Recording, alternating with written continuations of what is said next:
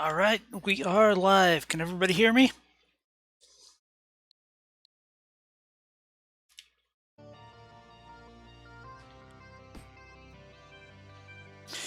All right, sup nerds, it's your girl Kitty.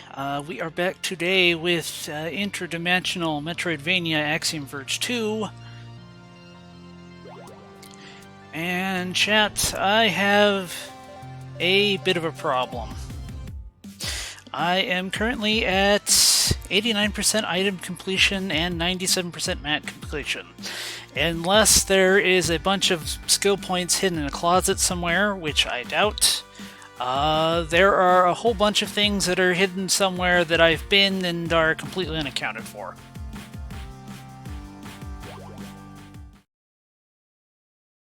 Now, in terms of finding stuff, we do have two advantages I've discovered. Once we get in here. So, firstly, go away. Firstly, our little compass thing in the corner. Turns out if there is an item within the screen, it'll actually start blinking at us, which is at least some clue that there's something here. Secondly, let's see, map. In the bottom left corner, it will actually display how much of the map we've seen and if we have all the items in this location. So using that, we at least can tell if there's something in our little section, so we can at least narrow it down to a much smaller area. That said, even with those advantages, I would love to 100% this game, but right now, in order to actually do it, I'm going to have to basically run through every single map of the game, compulsively checking the compass to see if something turns up. Now, I'm going to leave it up to you, chat. Do you want to see me do that, or do you want to see me beat the game? Now we are, I'm pretty sure, very close to the end of the game. Like, I now have the ability to go through what looks very suspiciously like a final boss gate to me. Now, if I finish the game in like 15 minutes, what I can do is I've got Axiom Verge 1 set up and ready to go, so we can just pop over to that, which I have not actually played since it came out.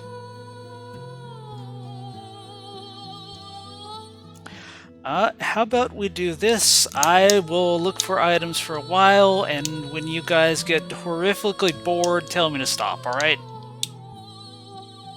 And once we get to, like, an hour left on stream, if we somehow haven't found anything, I will drop what I'm doing and go actually finish the sucker.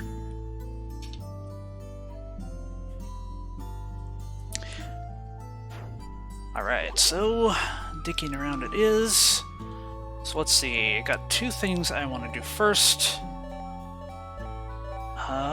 One, let me figure out where that was. Okay, that's over here. If you'll recall, last week there was a mysterious eye emblem that hinted there was a secret room, but I could not figure out how to actually get into said secret room. I now am pretty sure I know what was going on with that, so let's do that first.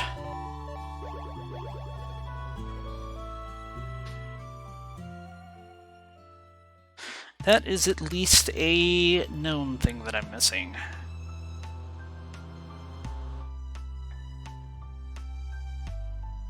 Talk to NPC.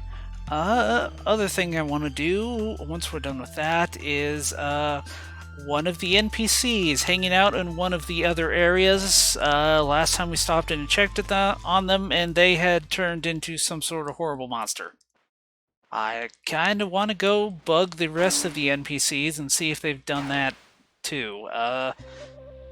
Sassy person who wants us to build the portal has not turned into a monster. They also have not reacted in any way, shape, or form, so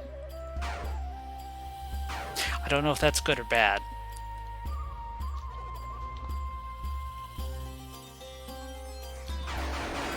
Possibly they'll transform, and instead of attacking me, they'll just be like Mondays, am I right?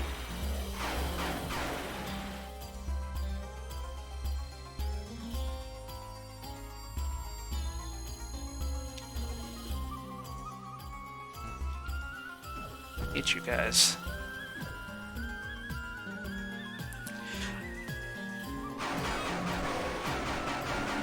Okay, so here's what we got. We've got this eye icon, which is indicated every time it pops up there's something in the other realm.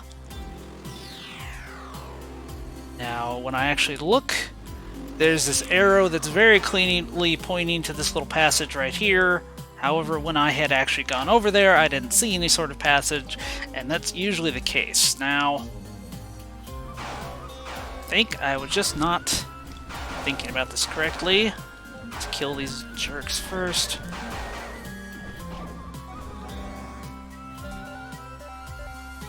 Let's hack one of these guys and make them kill each other.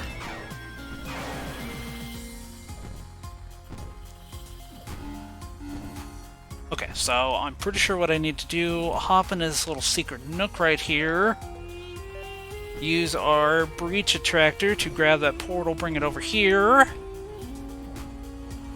hop in there. Alright, yes. Okay, so we appear to be actually in the wall. So there's something, there we go.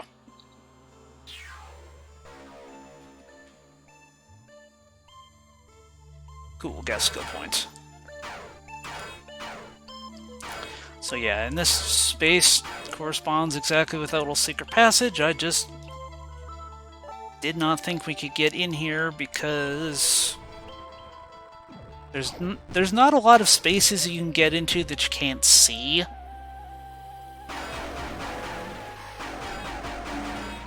Anyway, that is a mark that we can check off. Okay, so NPCs we can go bug. There's a guy in this observatory up here, so let's pop over with the fast travel.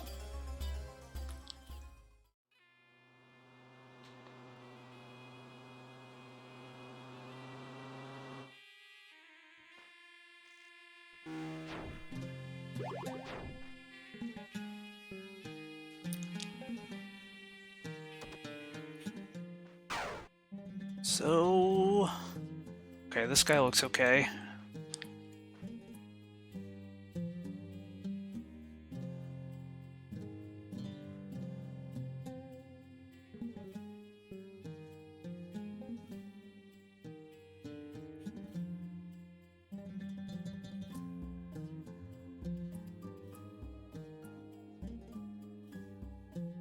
Okay, this guy's just commenting on the nature of the parallel universe we're in.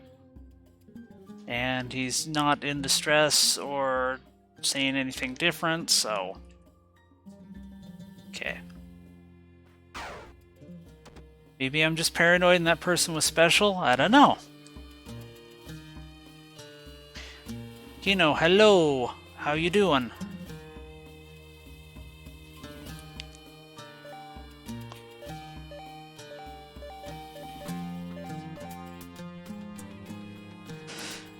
Alright, so I checked Reddit and figured out what this is. Like, we looked into the other dimension and it's... I'm sorry, heldo.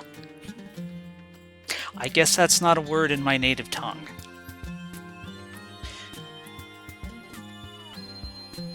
So anyway, glancing the alternate dimension over here, there is a weird sort of bomb icon. I had no idea what that was.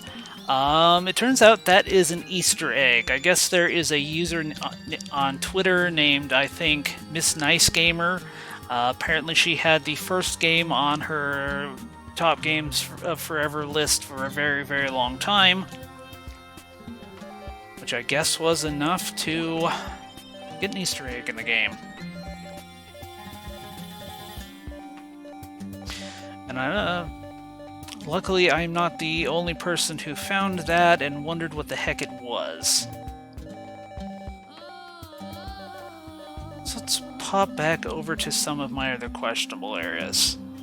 Now that we know what the compass does, I can at least pop into those rooms, see if something, see if our compass beeps at us, and use that to determine if anything's going on.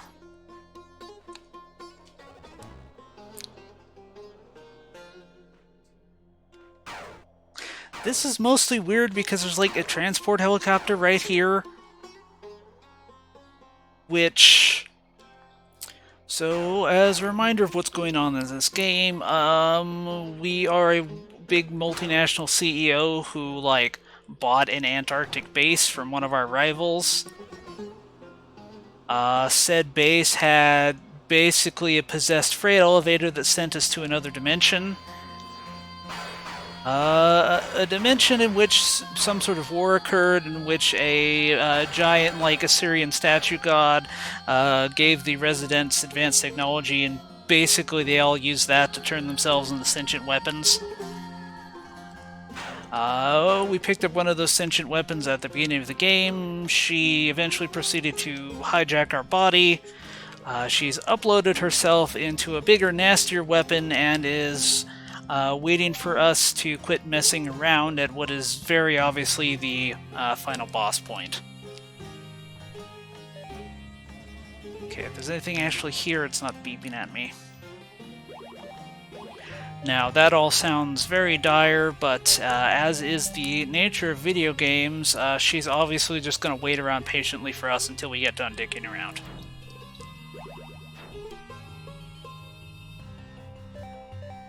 Alright, so let's go through these dumb sky areas.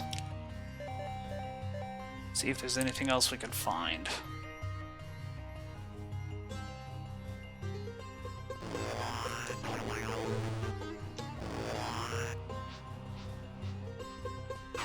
Now that we have the ability to turn into nano machines at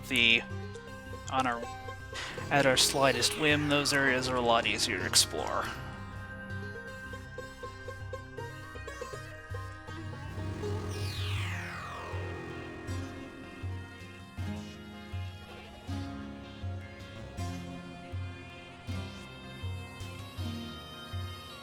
Okay, I think there's a platform over here. Yes.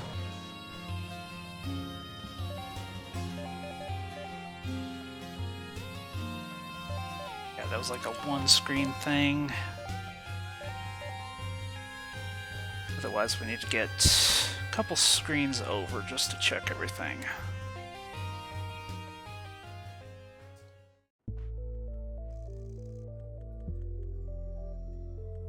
See, I had flagged up here as suspicious, just because I couldn't get up there.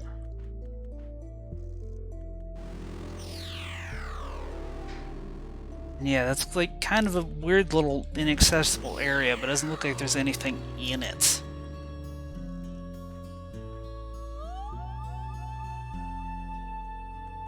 Just drop down just to check our compass.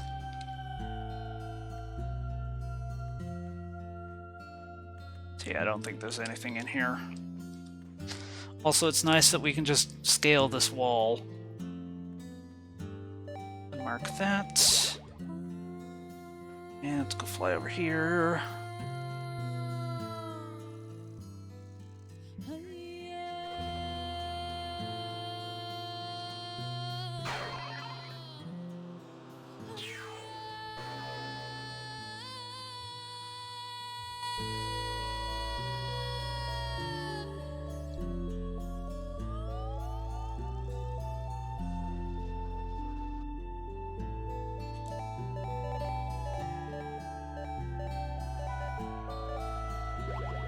Cool, so we got a skill point. I'm not sure if that's possible to get if you don't have the ability to turn into a flying cloud of nanites. But according to our items and map icon, we've got everything there is in this here Iricar region, so we can check this off.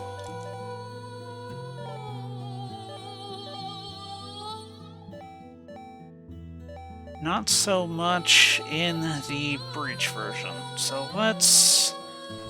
Nearest portal to that is actually right below us, so let's pop in. We can run through these maps real quick, hopefully find something. Hey Jess, thanks for following.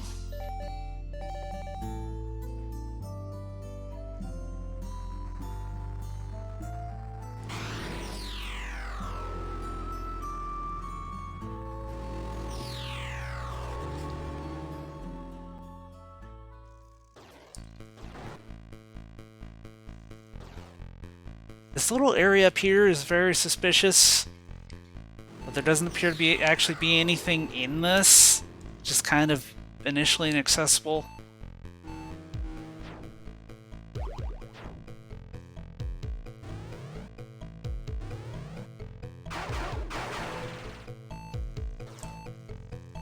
Basically, we're gonna do a quick loop through here, see if our compass lights up and figures out what's missing. Or alternately, we see something that's obviously sus.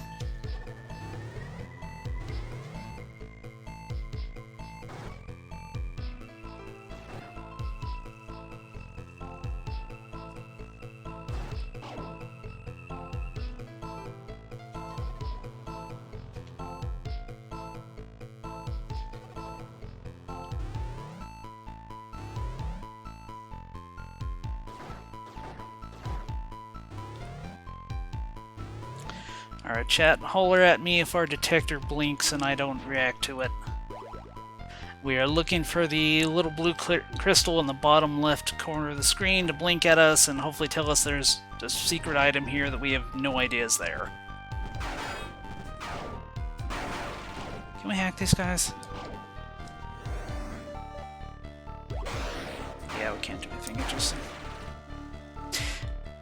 Yeah, most of the enemies in the breach are organic, except for the couple that aren't. I mean, it's obviously why that would be the case here, because we're in some sort of mechanical area, but I don't quite know why this area exists, other than, like, in the other plane, we've got an actual bit of civilization, not just a nice shiny mountain. Come on, come here! Come here!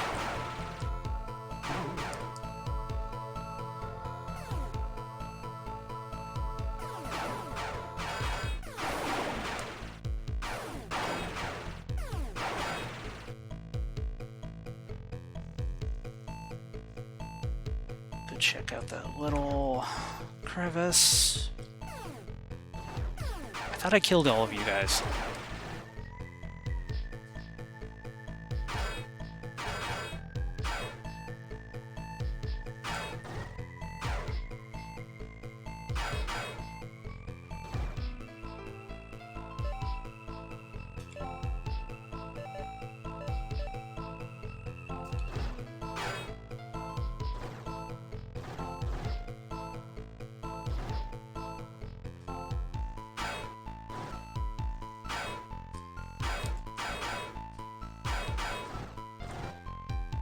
Okay, sure makes it seem like we can get into this little side section.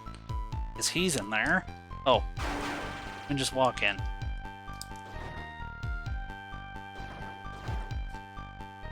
Is there anything in here, or have we been here before?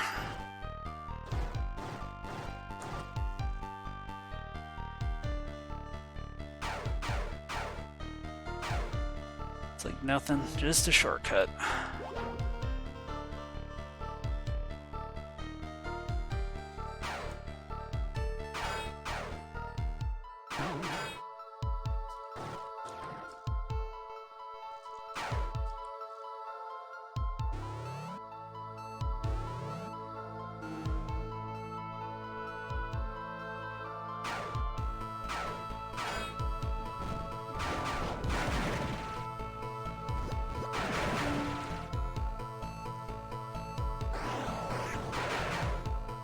That was rude.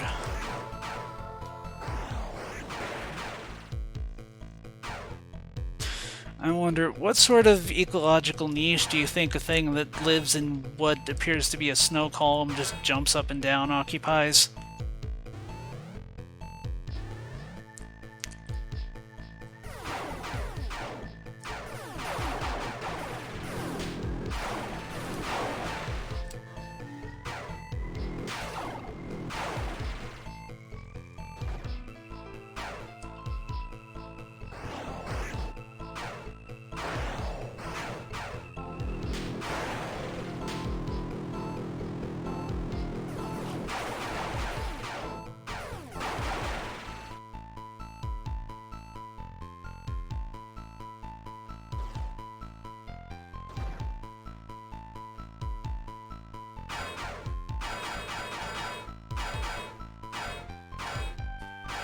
What do you think, Compass? Secret items in the snow? Yes, no? You're no fun.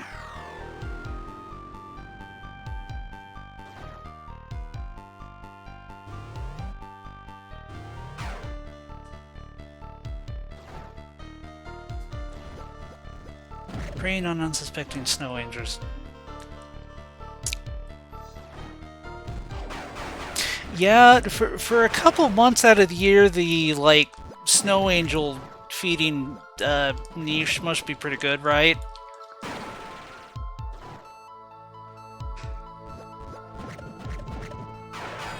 The rest of the year you just, like, melt into the asphalt or something.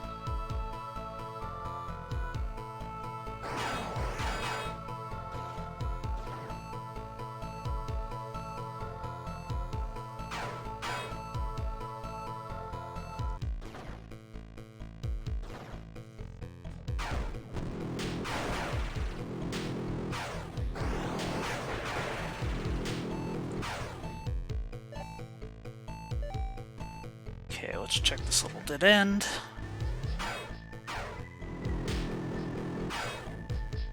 Oh, hey, we got blinking.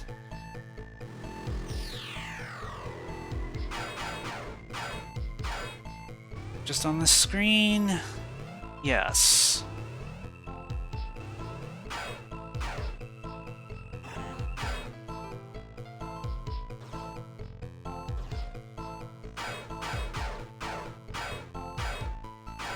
Okay, so somewhere on the screen is an item.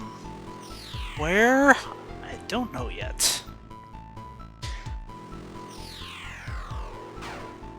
Okay, so we use our eye, look up, see if there's anywhere that appears to indicate an obvious secret area or something on the other side that we used to get over.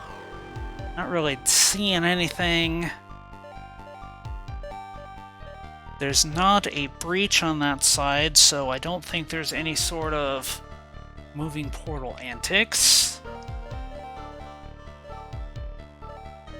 Maybe there is. We could always pop over and check.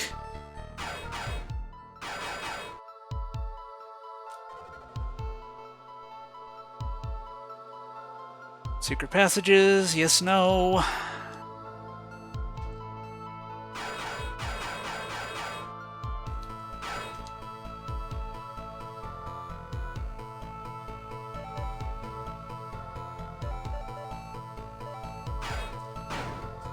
Oh!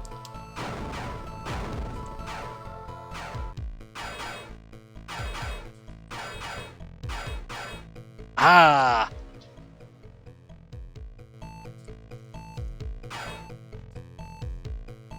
Thank you, Compass, because it never would have occurred to me that that random little bit of column sticking out was destructible. Thanks, video games. Anyway, that was our last missing thing in this side, so hey, we just cleared out an area. Not bad, not bad. Okay, so we've got the Urim Valley over here.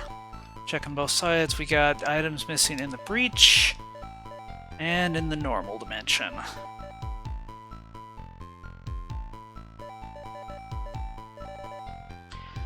Alright. Didn't want to do that. Come on. So what we'll do is we'll pop out, fast travel over there normally, and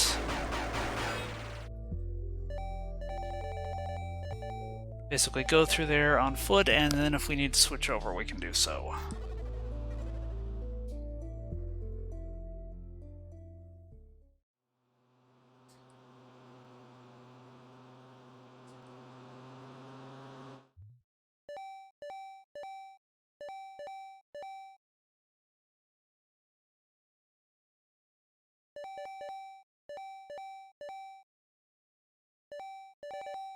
Okay, this area is pretty long and skinny, so let's just head right, loop through, and then we can check out the upper section.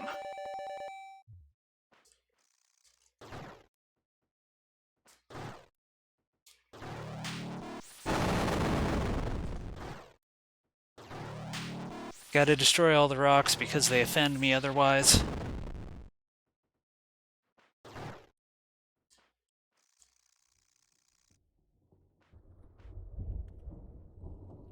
Oh, is that what we're missing?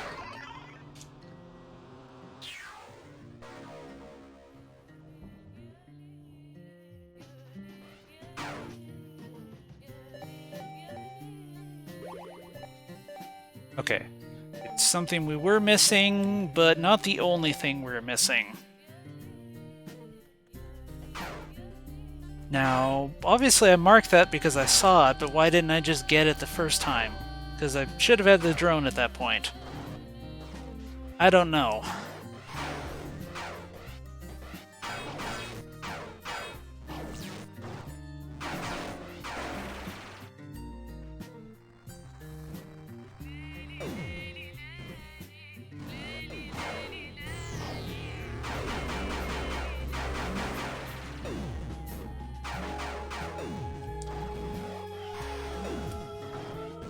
Stupid robots.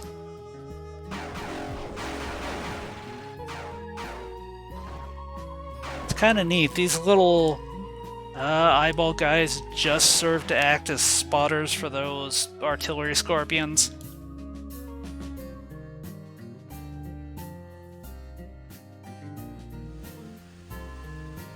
Anything in here? Nope.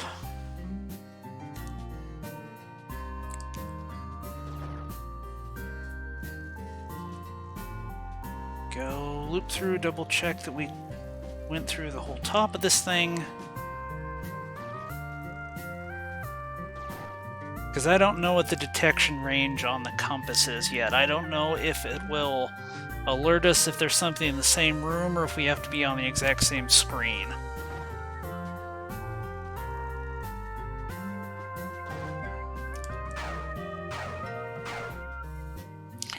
Yeah, Amelia, the plan for right now is I'm going to look for items until you guys all get really super bored, at which point I will beat the game, and then if there's still time, I will switch over to the first game. Now, everybody else voted for do what I want to do, so if you want to vote decisively for beat the game and switch to the first one, I can do that.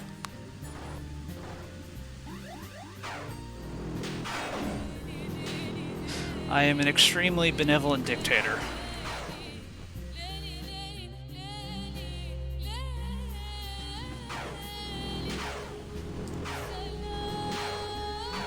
Sadly, my drone has some sort of pacifism detector and won't let me kill the random fish.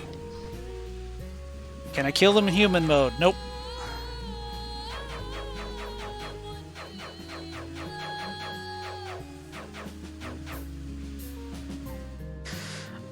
Nope, can't kill the walleye, but it was fun to pretend to be an ecological disaster for a couple minutes.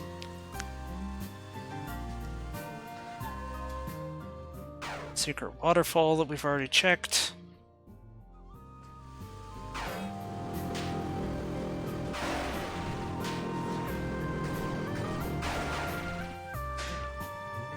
I still don't know what these guys do. Like, they're sitting on top of these thermal vents, you hit them, they'll run away from you.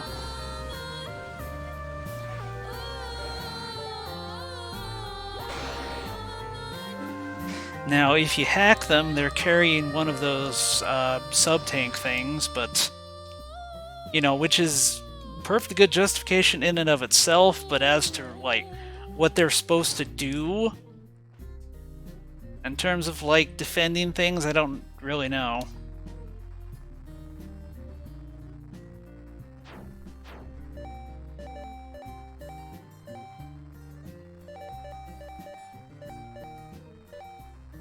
So, we do got a breach down there, but let's finish our tour of the real world before we head through there.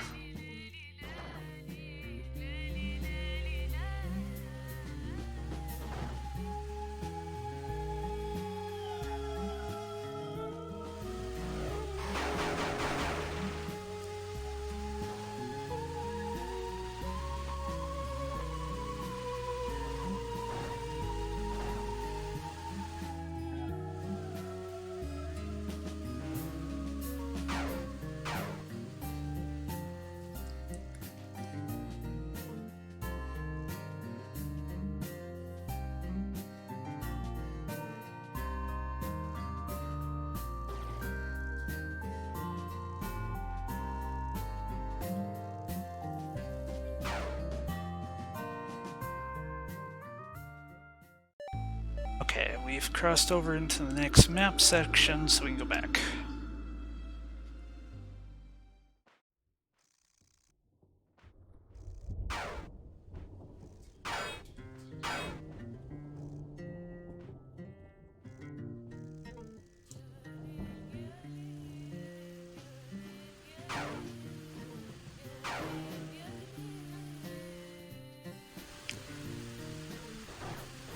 Yeah, it's...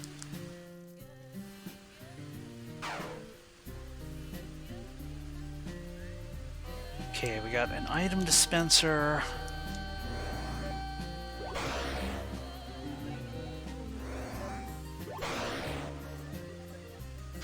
I know I read on a thread there's at least one of these where you can hack it and it'll give you an actual item, so I can just stop and mess with any of those that we see.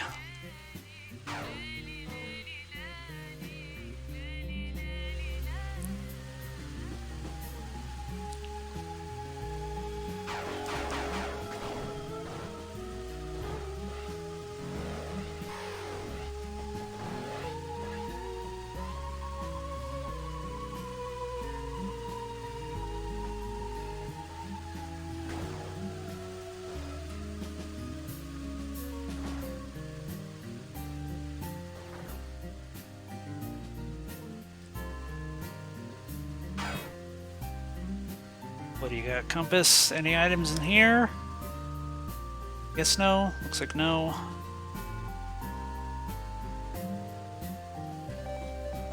Let's loop around through here and then go back down.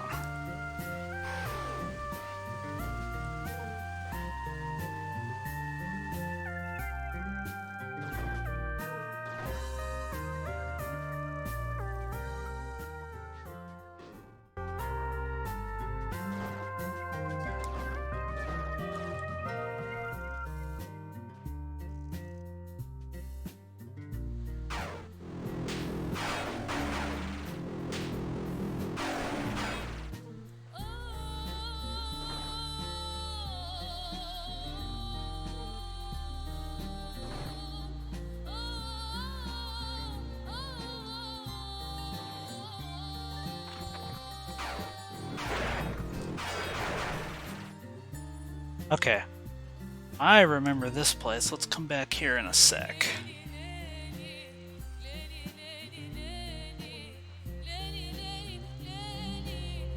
Items? Yes, no? Looks like no.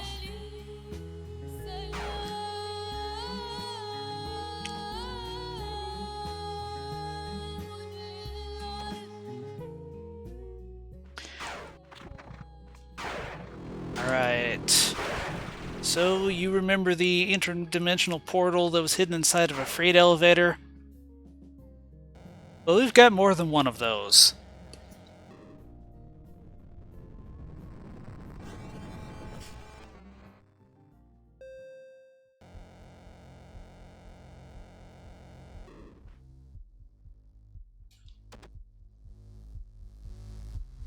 Why, hello, and welcome to yet an even more different dimension. This one's called the Emergence.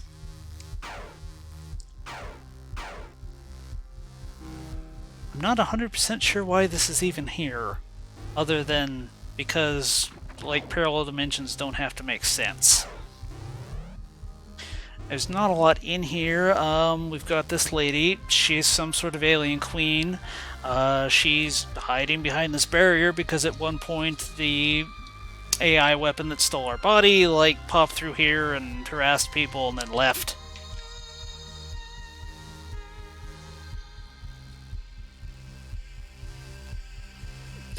They're going to stay back there, I assume, for the rest of the game, but more than happy to give us advice.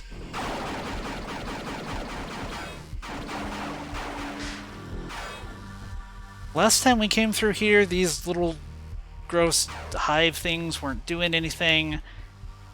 Now they're alive. I don't know why. Other thing of note in here is this guy. What is this? I assume some sort of giant mechanical god. It's hard to say because it doesn't talk to us and we can't interact with it in any fashion.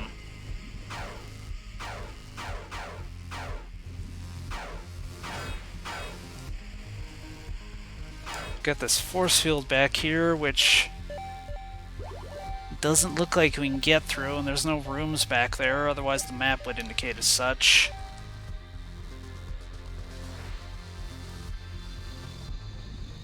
Yeah, I was kind of assuming once we could resume human form, this guy would have something to say. But no, he doesn't. There's just a big old giant fish bug here for reasons unknown.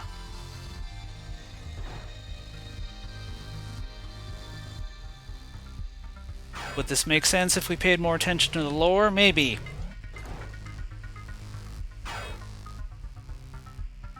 It does look like a fly, too. Now that we're right here, we've actually got a secret passage right here. Gonna have to blow up to get through it.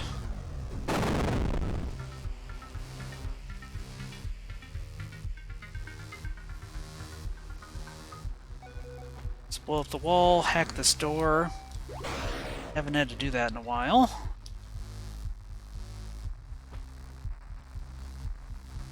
And cool, we got a portal.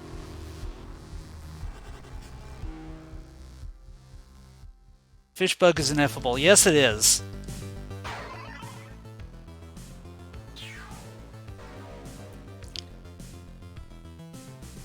Skill point, nice. Right, so we're back in the breach, presumably just kind of coming at it from a different direction.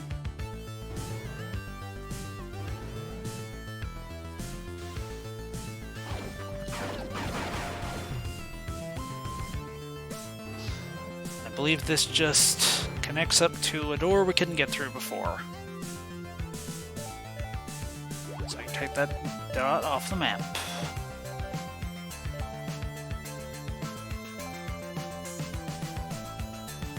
According to the map, there's items missing here, but we're already in an area. Let's go finish that one off first.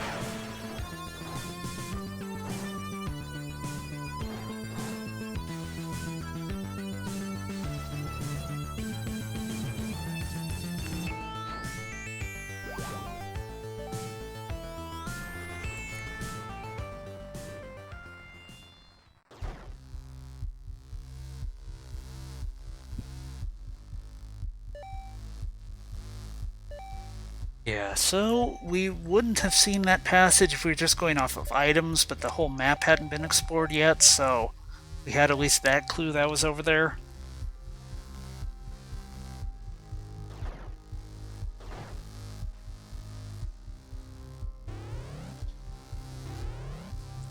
Hopefully there's not a lot of secret passages with minimal clue that they're there. But there's also just this one little weird other dimension, so hopefully there's not a lot of reason for there to be any more passages like that.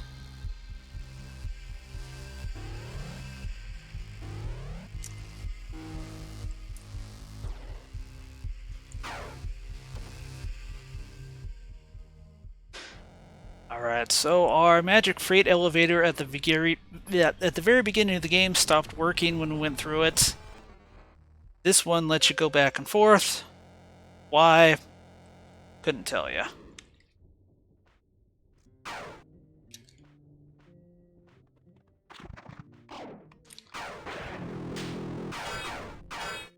Stupid invisible enemies.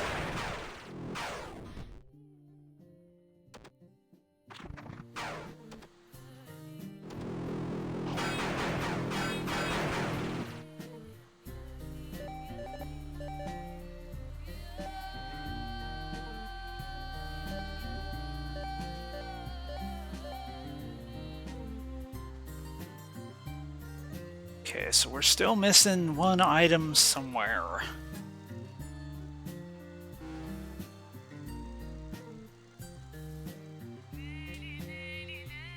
We've got a 2-room section up there that's only accessible through a breach. If I explore the whole place and we don't find anything, I will loop around and go check that out.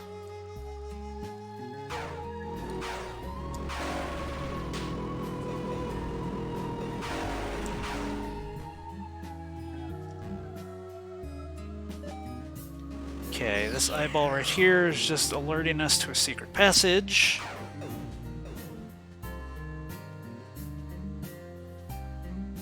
Looks like it's clean.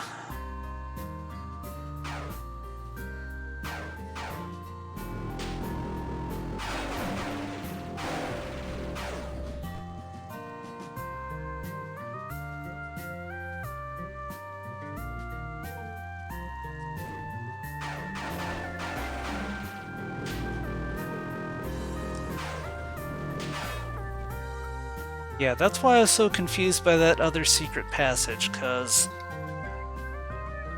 normally you can see it, or you can press on and go through it. There wasn't really... I can't think of any other instances of we have to teleport into the wall. Okay, been through here.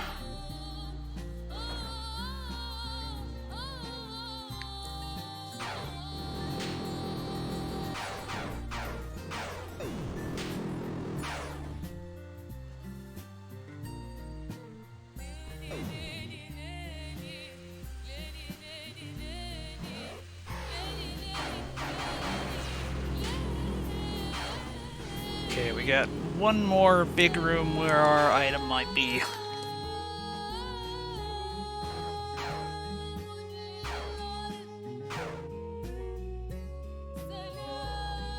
And I'll probably also call it quits on item hunting and just proceed with the game if we run through an area more than once and I can't find the dang thing.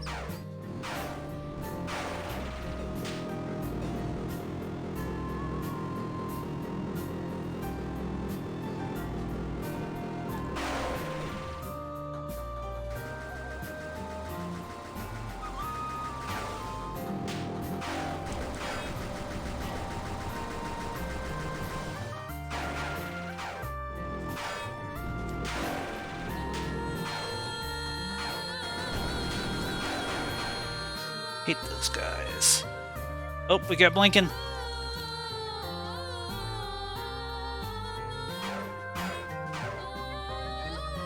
Okay, we got some sort of crate over there. That is very sus. Let's see if we can get to it. We will loop around first and then start pressing on all the dang walls and whatnot. Okay, so how far away...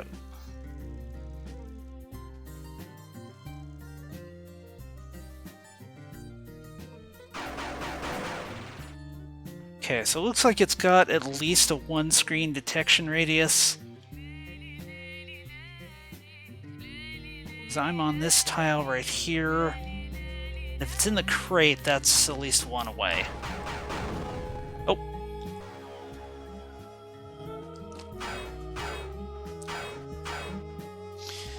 Alright, huzzah for things we missed the first time around. Are we done? Yes, we're done.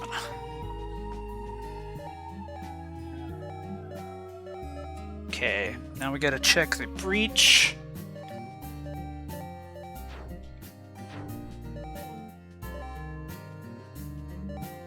Okay, what's our easiest way to get over there? Fast travel over here and then go down.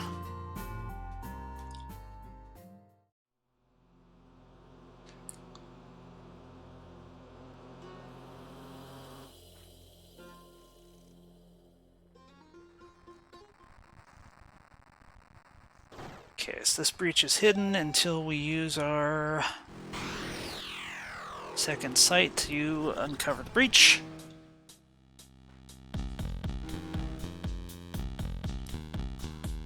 Okay, so we'll just loop around, head this way.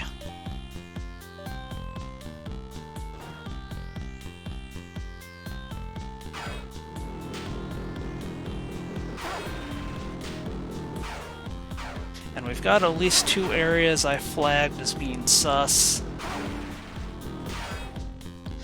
At least one of them was because of those weird icons that could have been a secret code, maybe not.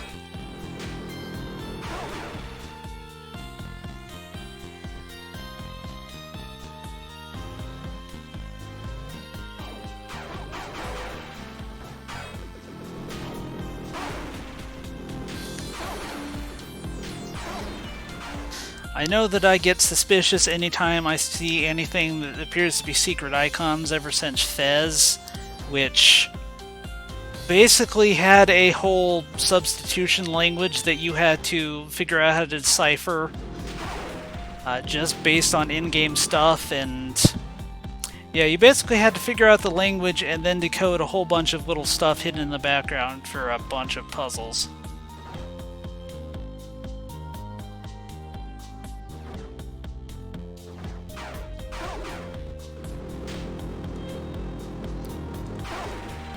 I think I did the decoding on my own, but I think I had to look at spoilers to find where the actual Rosetta Stone was. Man, did that guy ever recover from his terminal hissy fit? This would be, what's his bucket? Phil Fish.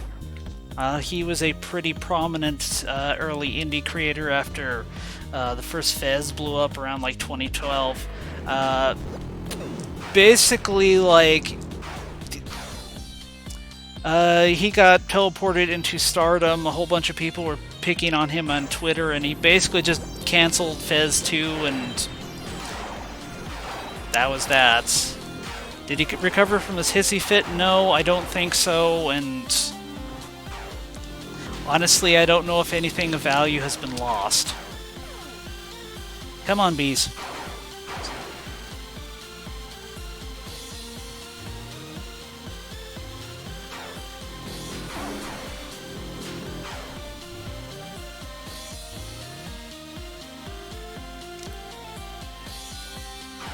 Like, the original Fez is a very interesting puzzle platformer, but not enough that I want an internet person to be miserable.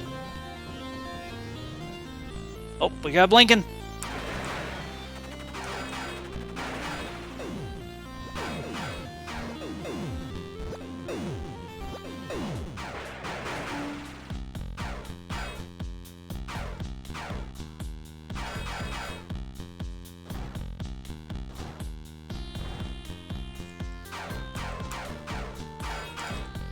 Okay, so something's hidden here. It's probably up in this weird ceiling that we can sort of pass through.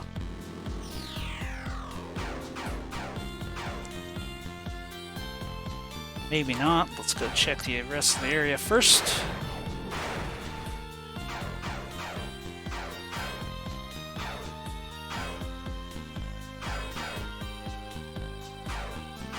Okay, it's not down here.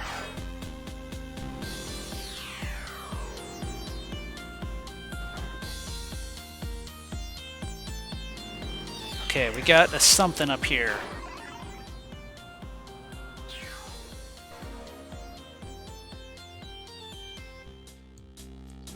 Aha! Hooray for having secret passage vision. Is this area done? Seriously? Okay, well there's only 2 more big rooms. Shouldn't take too long to check it.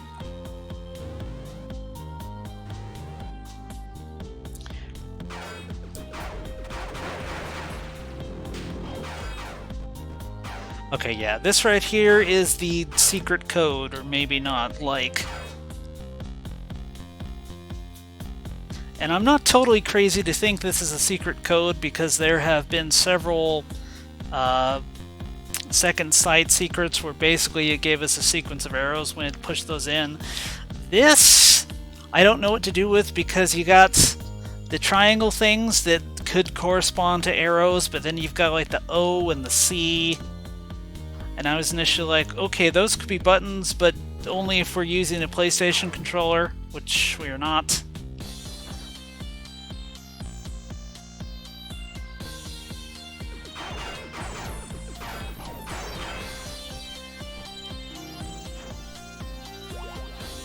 Now, our compass is not blinking at us, and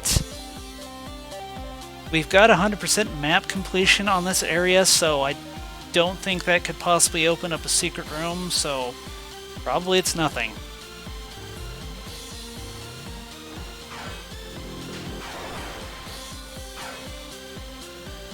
Okay, hey. Okay, so we got a door that we can't get through. Let's look over here for just a sec to see if there's an obvious switch. Looks like no.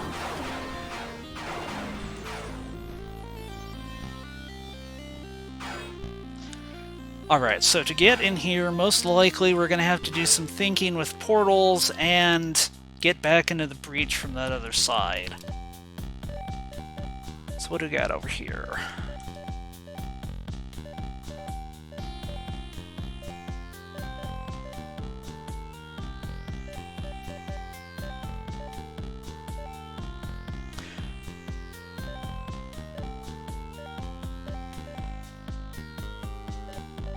Okay, so we got a breach over here. If it's got an equivalent, like this is on the other side of a room separator on the breach side, but it's not on the normal side, so maybe that's something. So let's go ahead and pop back.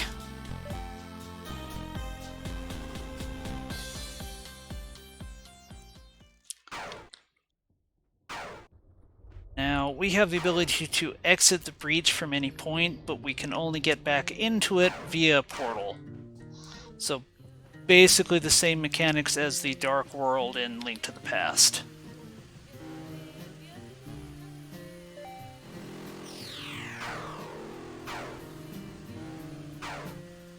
Okay, so see the portal, but it's on the other side.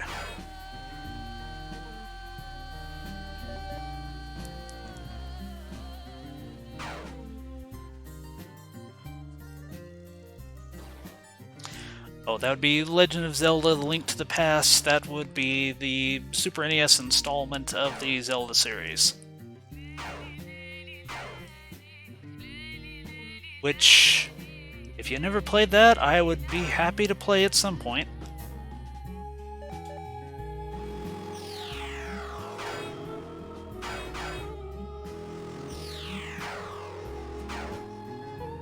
Long to the post.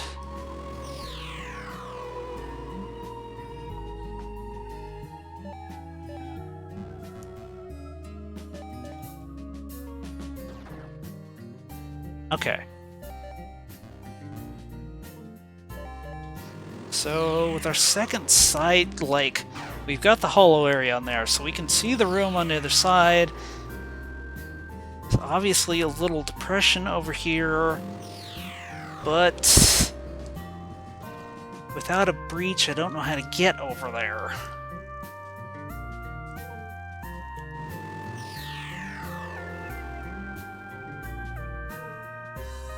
Long so wonk-a-nonk. Okay, so I'm going to second sight this whole room, just in case there is a breach here that hasn't been revealed.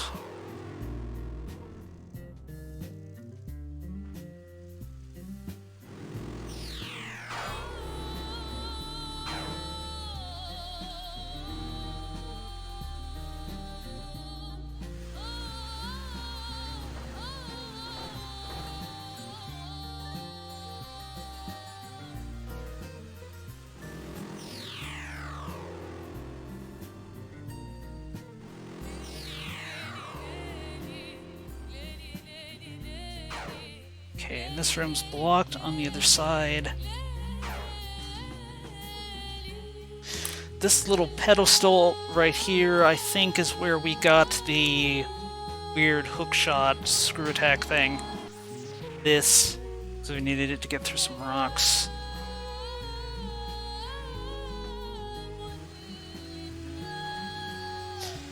Okay.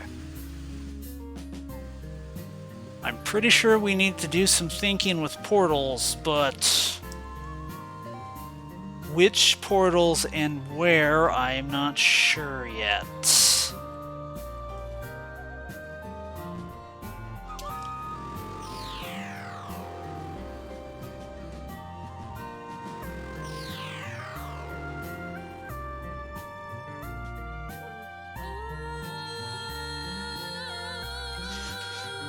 Okay, we have the ability to grab portals and bring them over here, but only if it's on the same map.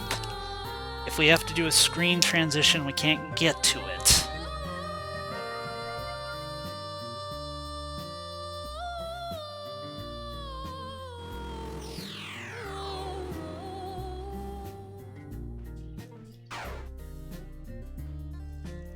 Okay, I'm missing something. What am I missing?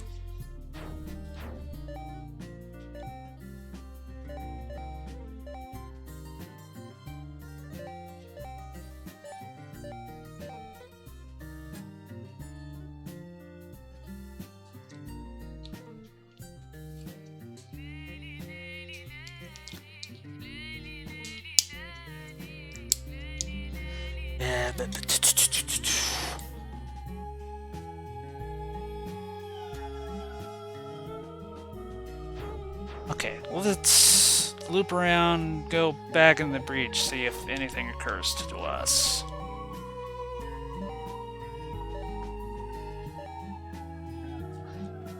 Do.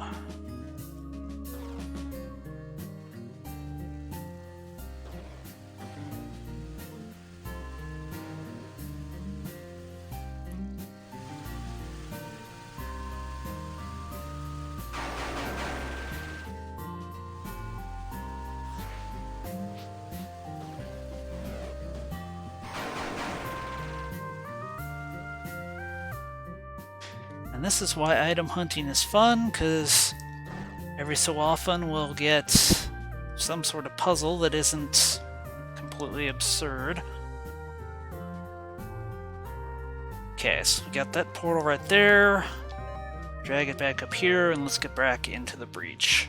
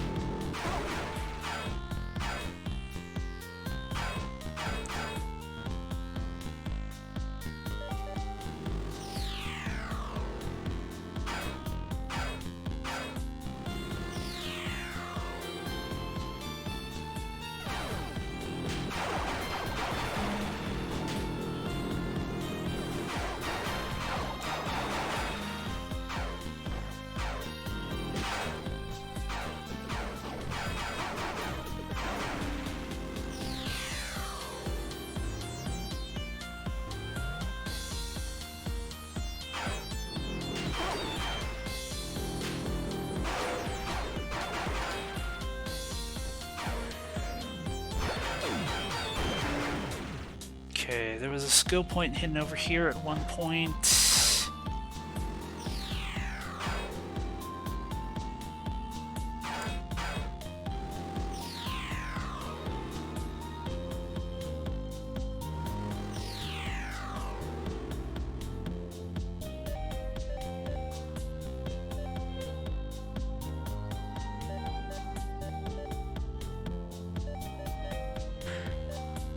Okay.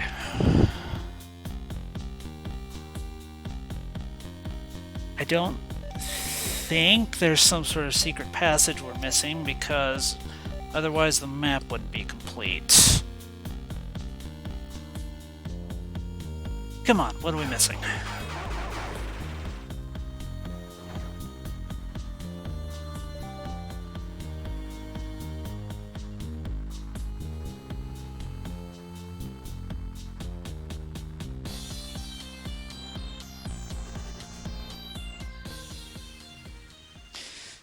I did not mean to do that, controller.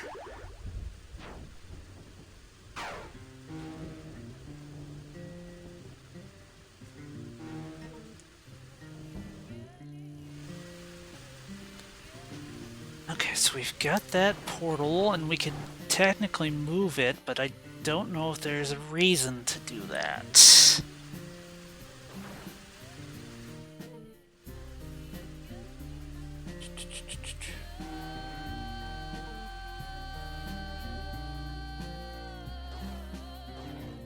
Well, worst case scenario, someone who wasn't playing this for stream already made a 100% item map. So if need be, I can cheat and look on that and see if it has more specific instructions. I would rather not do that, but it is potentially an option.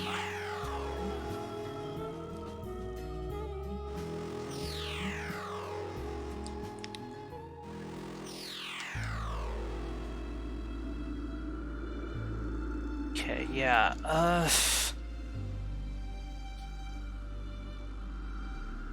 Sup, nerd? How are you doing?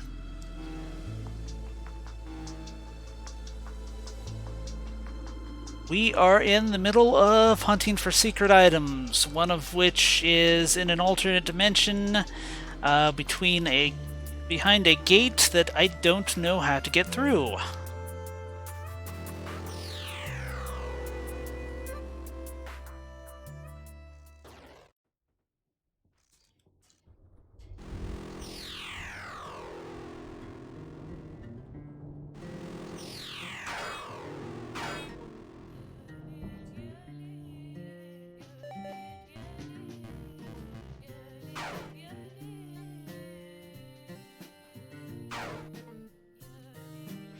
I tried turning it off and on again. Yes.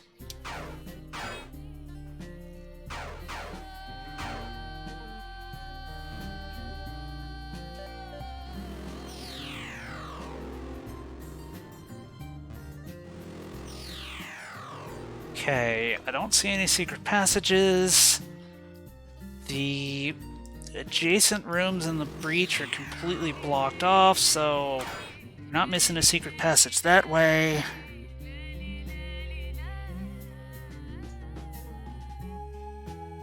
I still got that map open.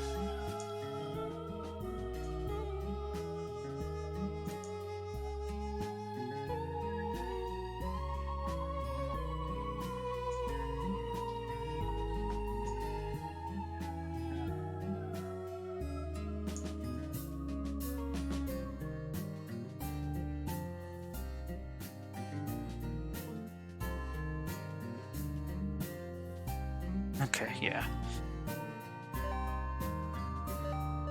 One sec, I'm gonna cheat just so we're not stuck here forever.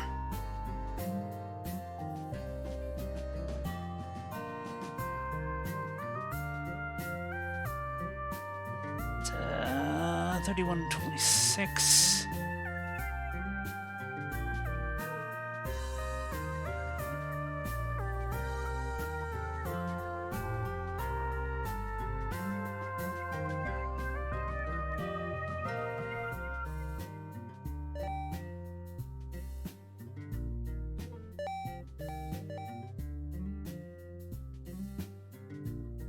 Oh!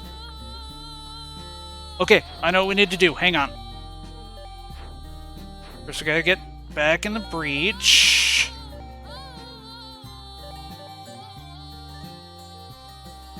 Let's go to this one. I think it's closer.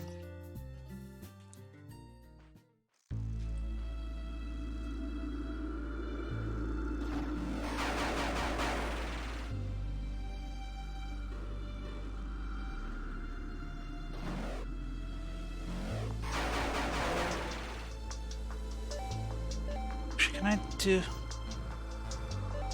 No, I can't do that. Okay. Okay, yeah. One sec, and I'll show you the solution to that, and you guys are either going to think that I am a genius or an idiot.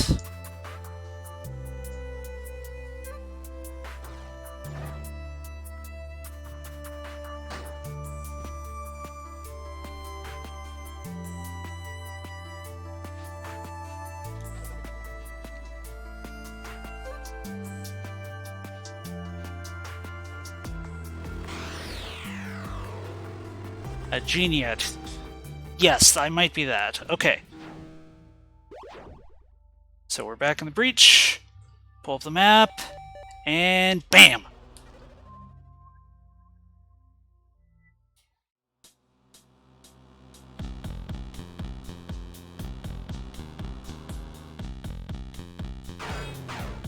Alright, what did I just do? Looking on this map square was enough to reveal the save point, and any save point you've seen you can fast travel to. So basically, I just used that to sneak behind the door.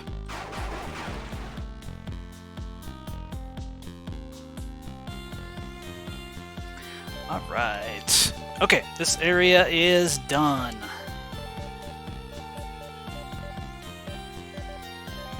Okay, so over here is done.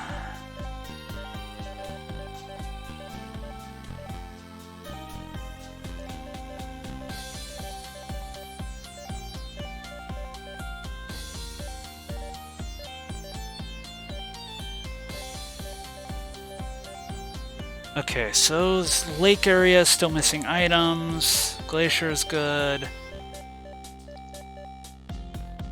The mountain area is missing both some rooms and some items. And this section right here is still missing items. This actually stretches really far. That's annoying.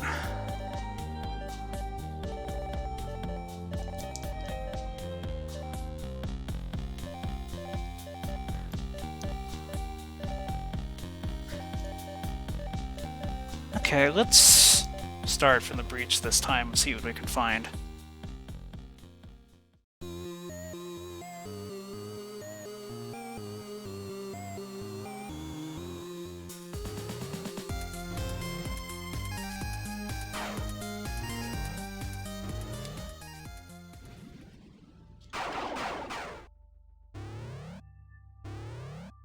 And as far as trying to find all the rest of the stuff in this game, for our new people, I have a hard cutoff at 10. If we're not done at that point, I am going to stop right there, finish the game. Obviously, if we found everything real quickly, I'll stop.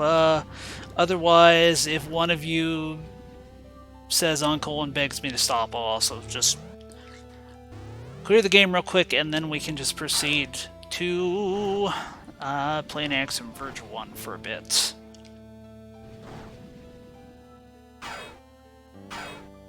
Okay, so I marked this because I can see it, but I don't know how to actually get to it. Let's see. You got these little pipe things. Do these count as grates? Nope. Okay, so we can't just nanite our way through. What about down here?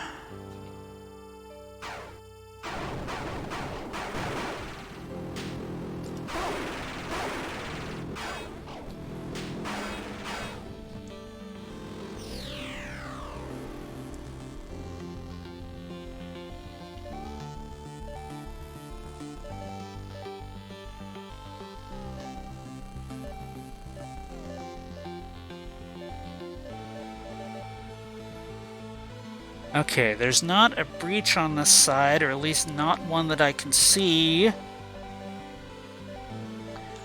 So the answer maybe not is thinking with portals. I don't see any obvious secret entrances.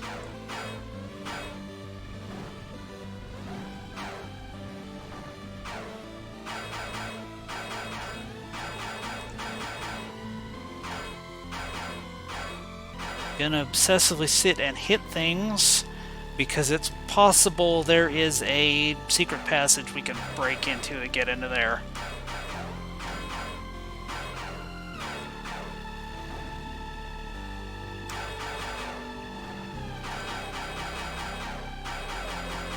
Come on, trial and error.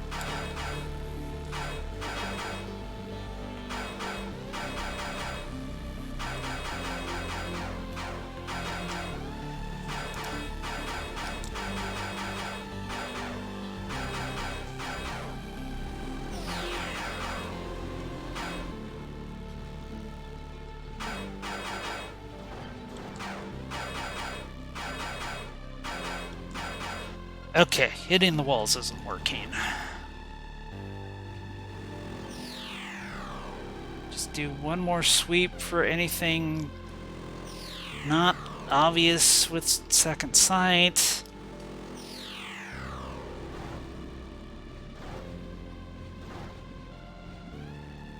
Okay, let's warp back. Just because I don't see a portal doesn't mean there isn't one there.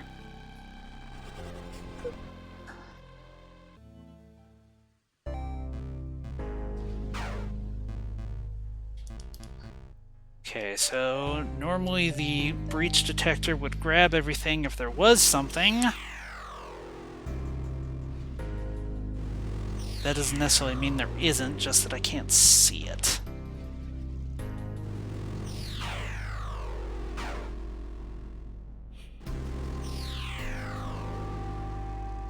Okay. Yeah, second sight indicates that little area is technically passable, but we tried to hit our way in and nothing worked, so that's still potentially a solution.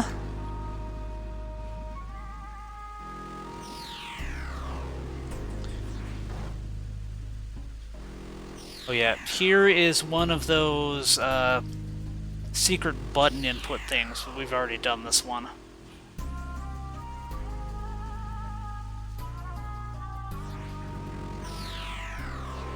Come on, secret portals? Yes, no?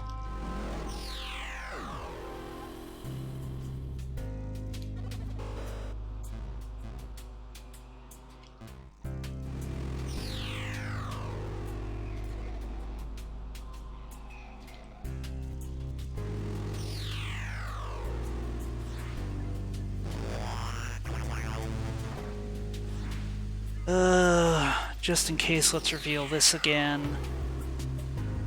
So the code for that is up, left, down, left.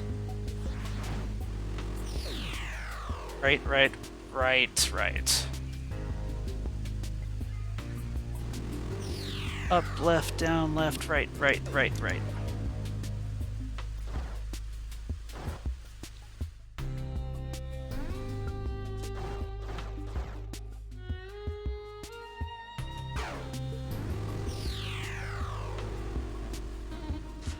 Okay, what do you got, secret passage? Is there a double secret passage?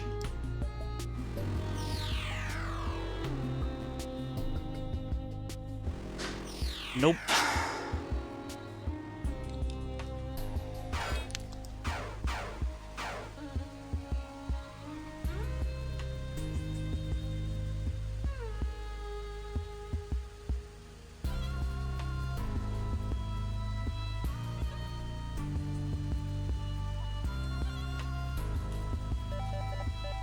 Erwin Lake.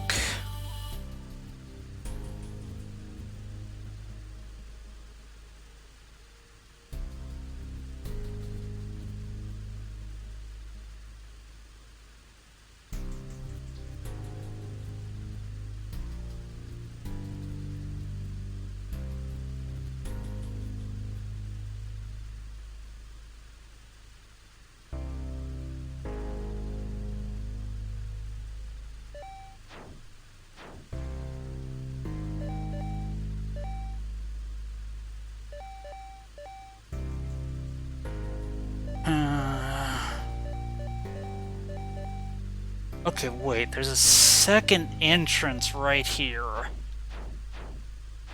How do we get in there?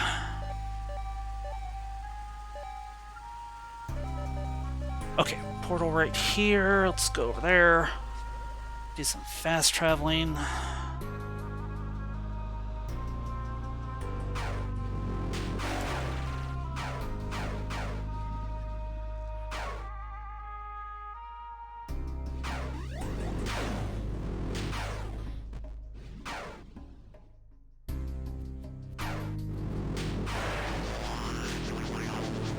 I hate this lake area. All the enemies here are really annoying.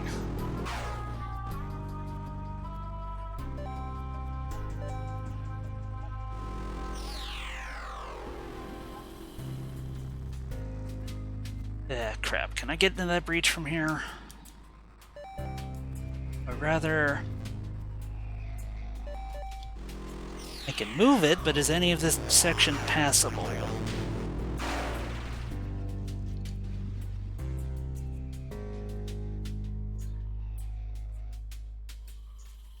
For some strange reason, the game won't let you cross over if you would end up inside of a wall.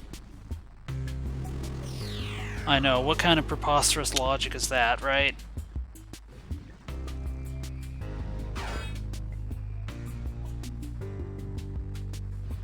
Okay, I don't think I can get into here from right here. That's okay, because there's another one over here.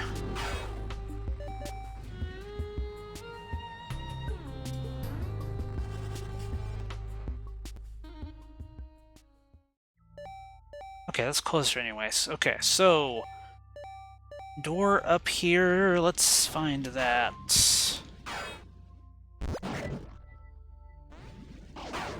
Ah, crabs.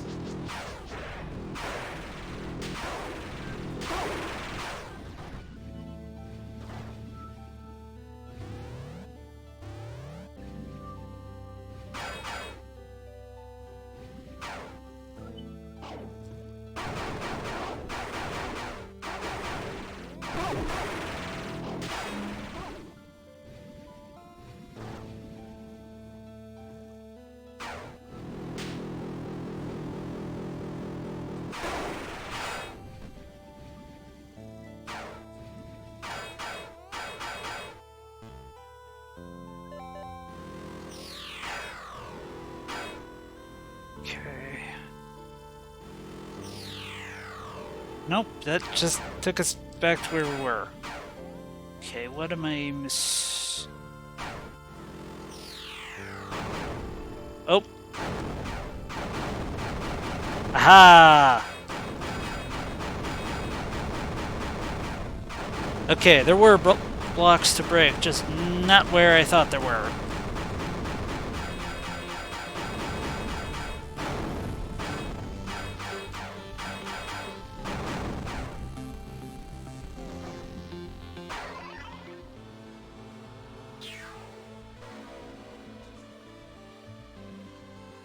Got it.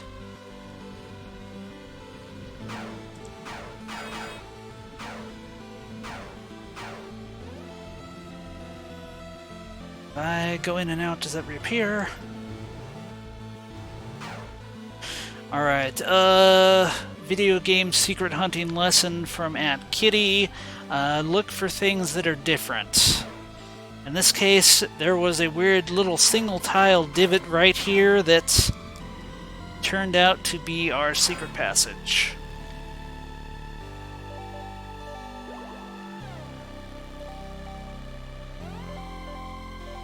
Okay, cool. This area right here is done.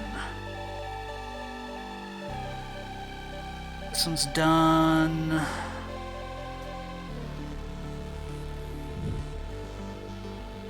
This one's not quite done, but I've got stuff that's marked, so hopefully it's relatively easy to finish.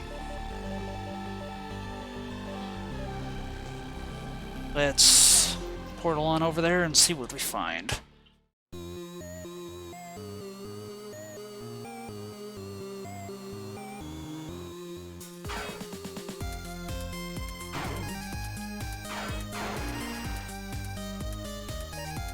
Okay, so we've got to loop up and around.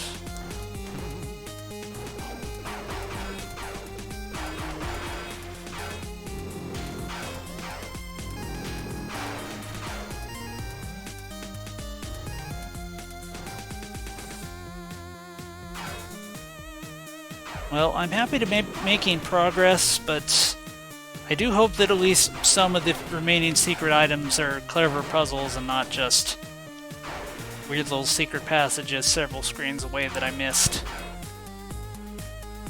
Okay, we got a thing. It's right there. How do we get to right there?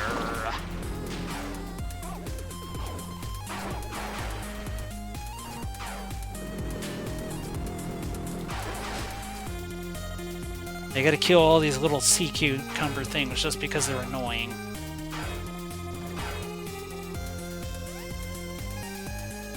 Okay, it looks like somehow we can loop up and around.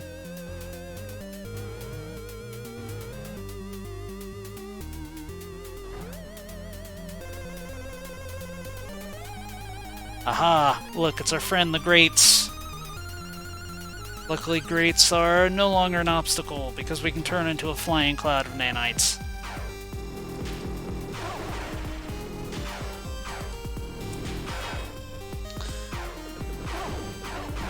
Truly, is there anything that can't be accomplished with nanites?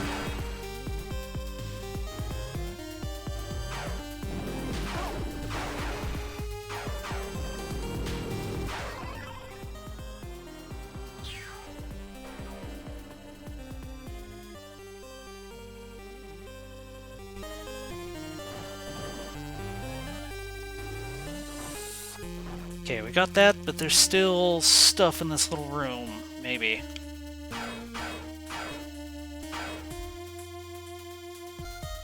Oh hey, we got a thing that isn't just a skill point. Well, let's see what's in here.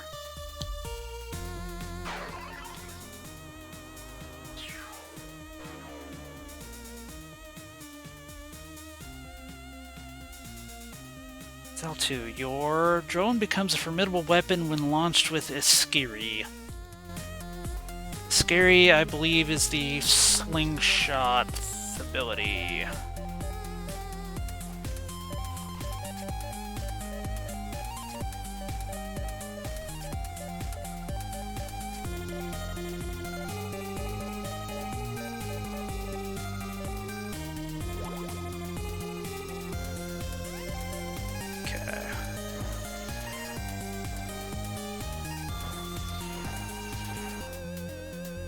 Oh, awesome.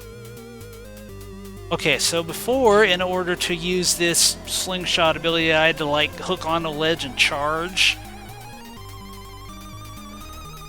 Now, anytime I hook on a ledge, it does that. And I wish we'd found this way earlier, because that is incredibly convenient. Cool, okay, that's another done area. We just got over here, which isn't going to be fun because this section is giant and I don't have anything marked.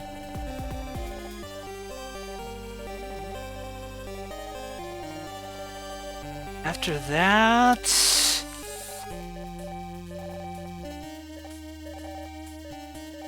Okay, after that, looks like we'll have picked up every single item that is in the breach, making us halfway done.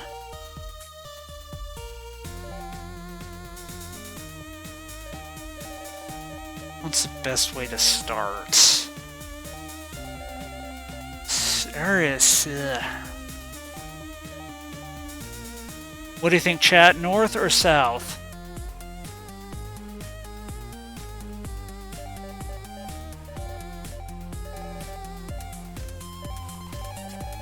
North it is. Okay, let's start with that new little save point we discovered that led here from the emergence.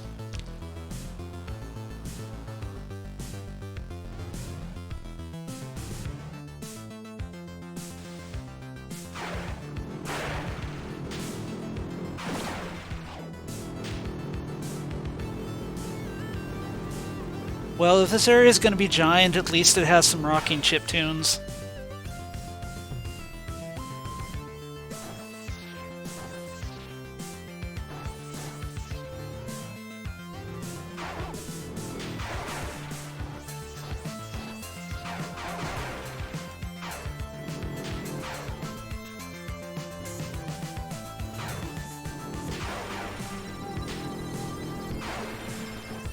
Yeah, the music in the main dimension is mostly just kind of calming Mediterranean vocals, which, you know, is perfectly nice, but isn't very striking.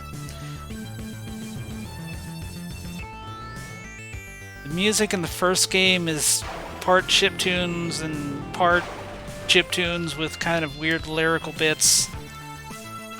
And music over here in the breach is all chiptunes all the time. Which makes sense because we're in some sort of weird 4D area.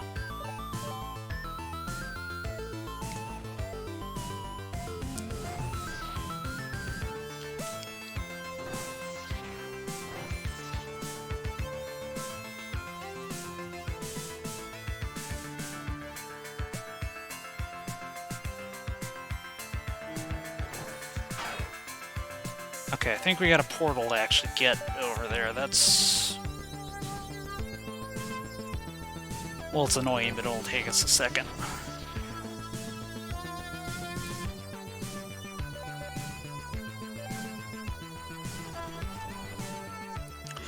Unfortunately, the original was a lot more striking, both visually and musically. Yeah, that is definitely true. Like... well, you guys will see when we switch over to that one, but it was very much based on the original Metroid, which was both A, an NES game, and B, had lots of weird kind of alien geometry, so it kind of copies that. This is mostly based on kind of real-world locations. I think I saw something that said the art style is Syrian, which...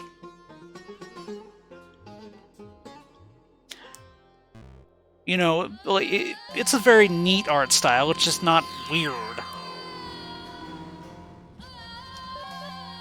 Okay, there's a portal down there, so bring the portal up here, teleport through, and then we'll be back on the other side of that wall.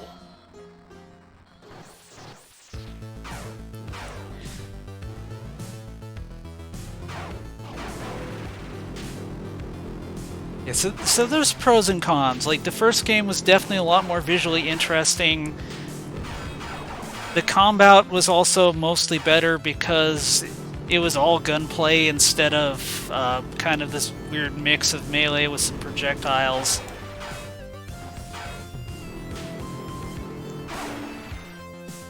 But the actual, like, exploration in this game is way better.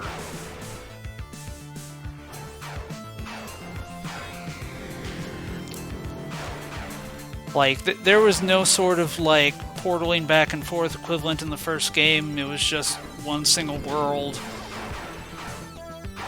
Oh, hey, this thing crawled through a wall. What's over here?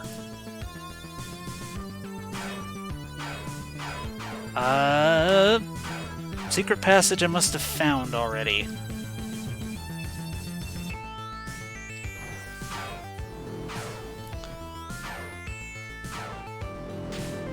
Yeah, most of the power-ups in the first game were just like stuff that would let you teleport through increasingly thick walls. So if there was like a one-block space on the side of a wall, you could just go through it. And there was a glitch gun, which was neat, but isn't as neat as the hacking ability in this.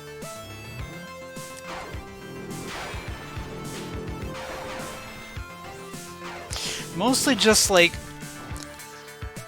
the major upgrades you get in this one aren't really anything I've ever seen before.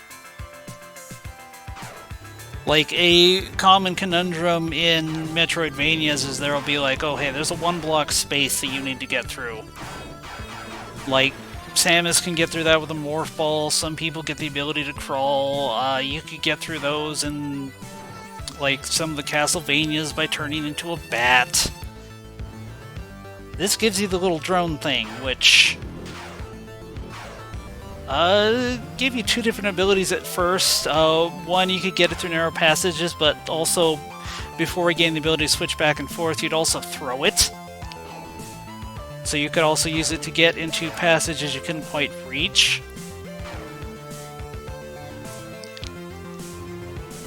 Not only did we get the little drone, but the little drone is better than the human form. Both because it's got this little grappling hook and because it's got the hover jump with the wings. I can't think of anything I've ever played where, like, a secondary form became just completely overshadowed your main abilities.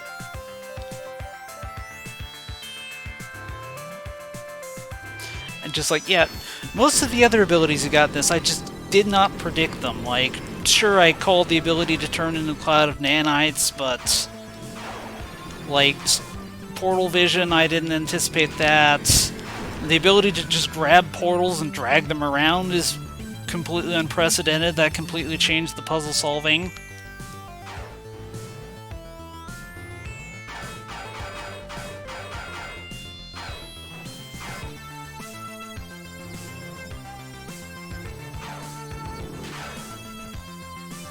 So, if you judge them just based on like the first hour, Axiom Verge would be a much better game, just because at this point this one is basically just having you run around with a pickaxe.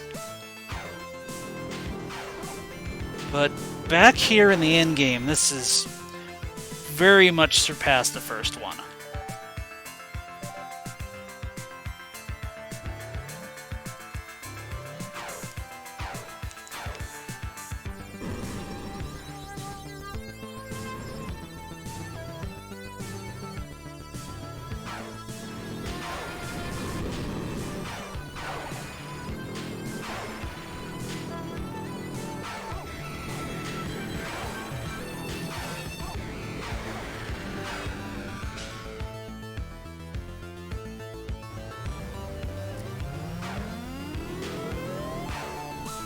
And honestly, there's not a lot of Metroidvania games that even really have compelling combat. It's kind of not what the genre is about.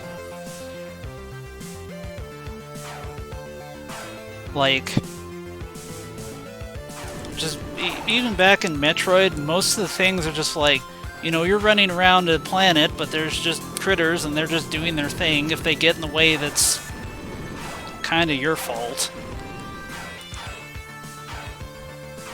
But kind of the precedent for most of these games is that there will be enemies and stuff for you to shoot, but they're just kind of obstacles. You can ignore them if you want.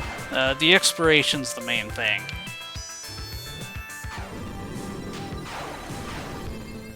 I think the only real Metroidvania I can point to and say, oh hey, look at this, it's got excellent combat, and the combat is partially the point, is Hollow Knight.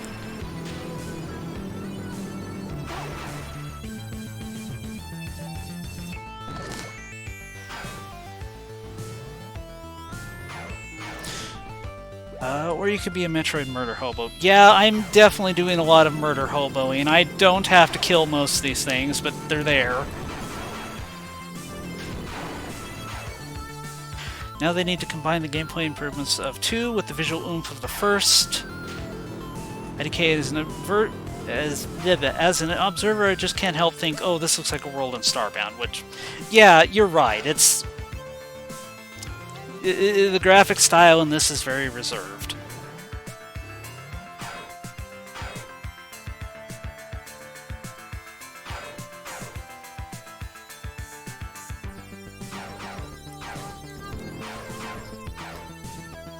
And I think that might be by design, because the first game looks like Metroid, right? Well, this one, just kind of based on the world design, and also based on the melee combat, they kind of basically jumped over and became a Castlevania game.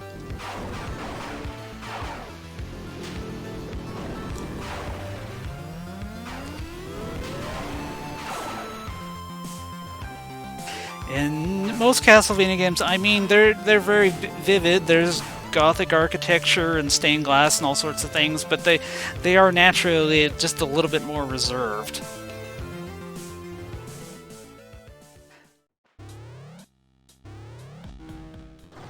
Okay, I've gone through most of this area and haven't found any items yet.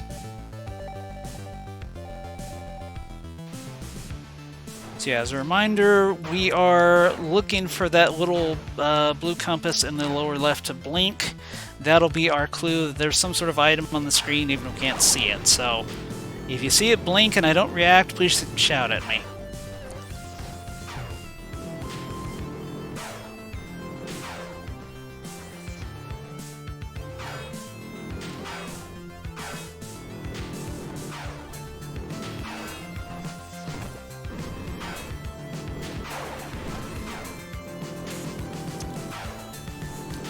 Don't mind me, I'm just being opinionated. No, you're good.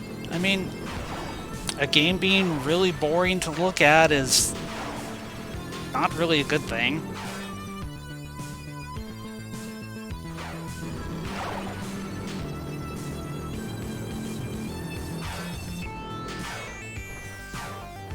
I think it mostly evens out with just kind of how weird the breach is.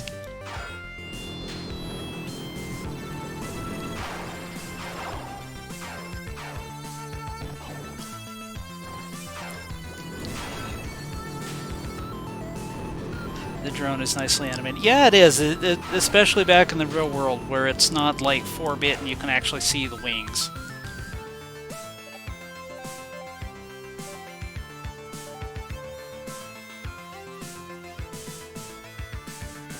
Okay, there's a room we missed down there.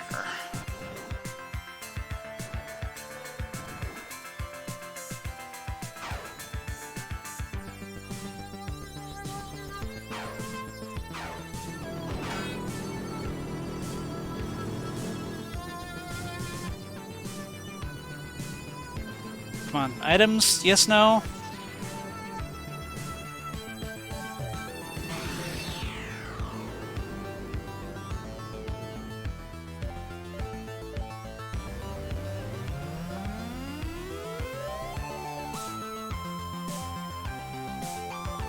Okay, so there's a portal hidden here. Probably I've seen this before, but let's pop through just to check. Yep, nothing over here. I must have been here before.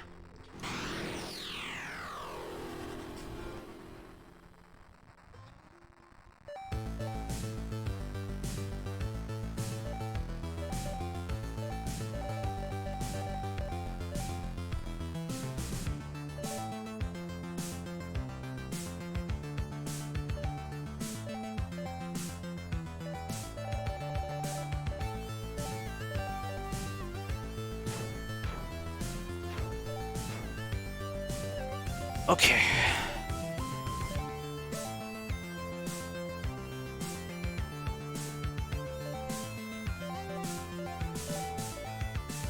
Okay, I've walked through most of this, but we're still missing items, so I had to have missed something.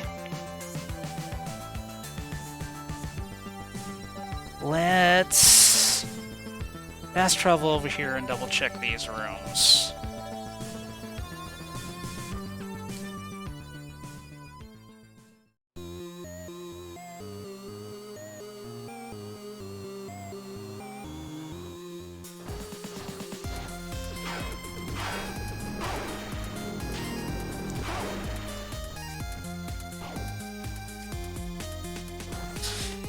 Yeah, as far as trying to find all the secret stuff, this game is not as helpful as some I've played, but it's a lot better than it used to be. Back in my day, we didn't have any sort of indicators, and if we were missing something, we had to wander the entire world over and over again and hope we found it.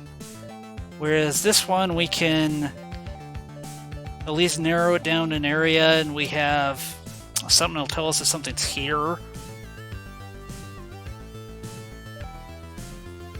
You should play the wizard game. Okay, which one is the wizard game?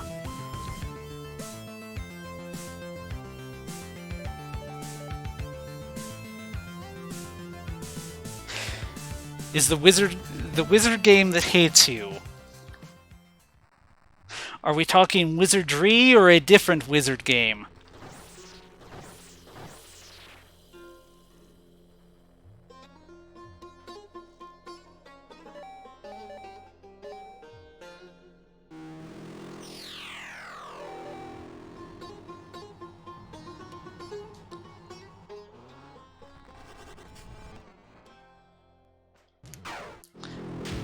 One with all the dudes and Reno played it.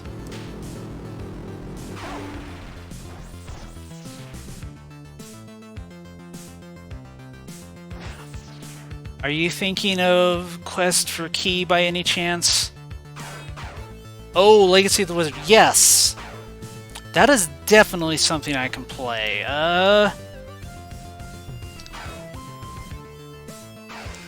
Legacy of the Wizard is an NES game, sort of a Metroidvania. It's Claim to Fame is basically you're a whole family of monster slayers, and all the various family members have different abilities.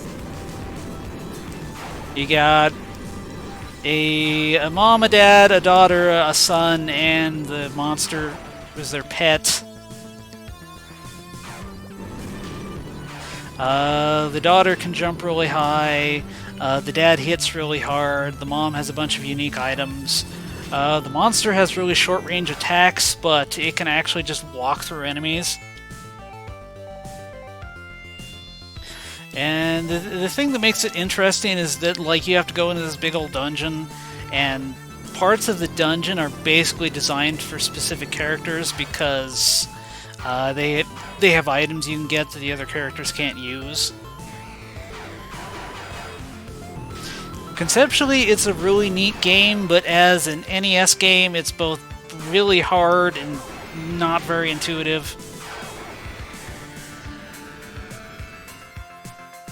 Like, I've played through it, and I know that, like, there's a separation here, and you're supposed to know where to go with which people, but that is not really spelled out in the game.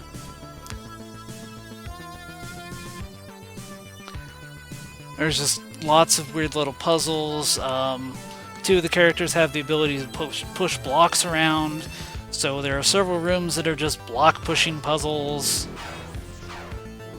You can actually get yourself stuck there and have to reset.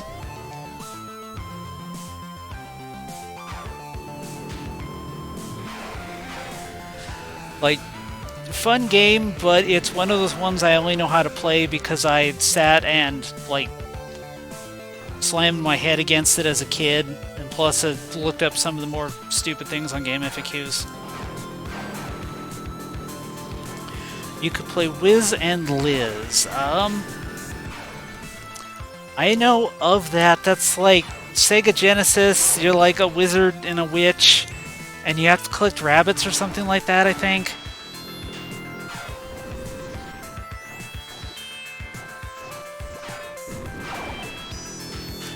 Yeah, put it on the list. By all means, chat, feel free to make a list of things you want me to throw myself at.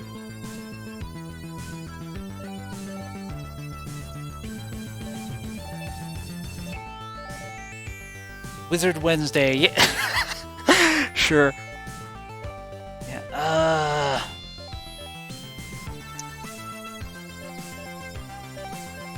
okay, I'm gonna fast travel down here. I'm gonna double check these rooms by here. And if I don't find our missing item, I can pop out.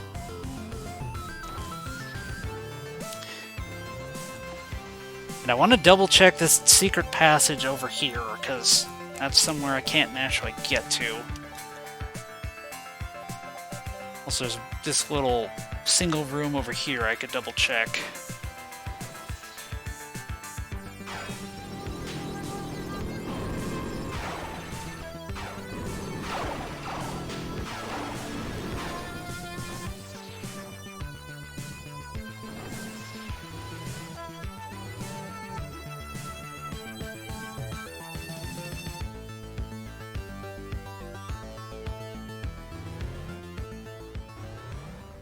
Okay, pretty sure we went through here.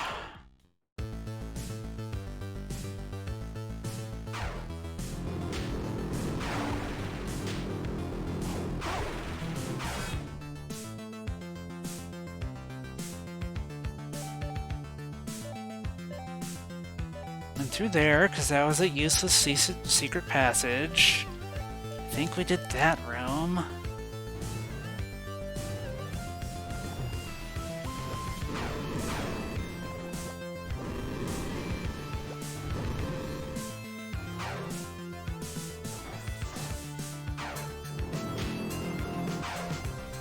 Nothing on the scope.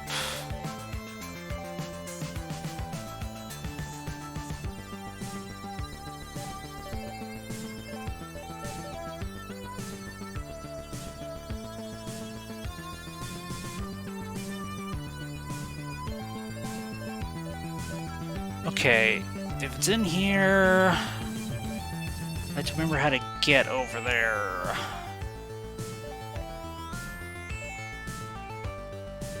Because it looks like I might have to approach from over here and float all the way over.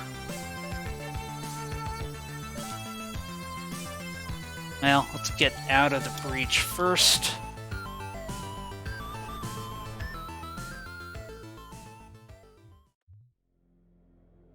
Okay, get out of the breach. Fast travel over to here.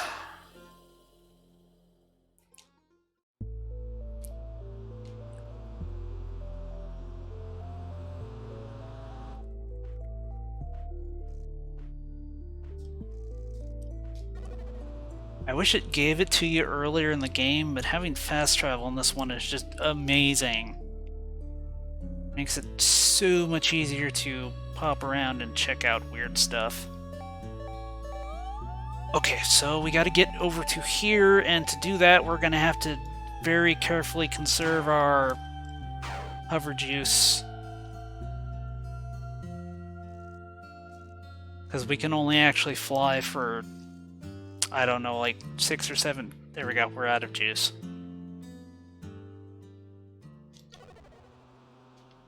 Doesn't matter, because we can fly. Okay, where's that portal? Portal's over there. Let's grab that, bring it over. Come on, secret room. Please be in here.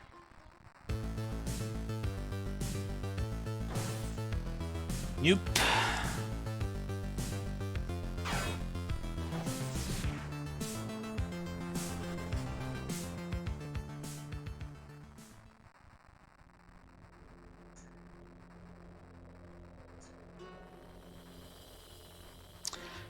Okay. Well, I am at a loss.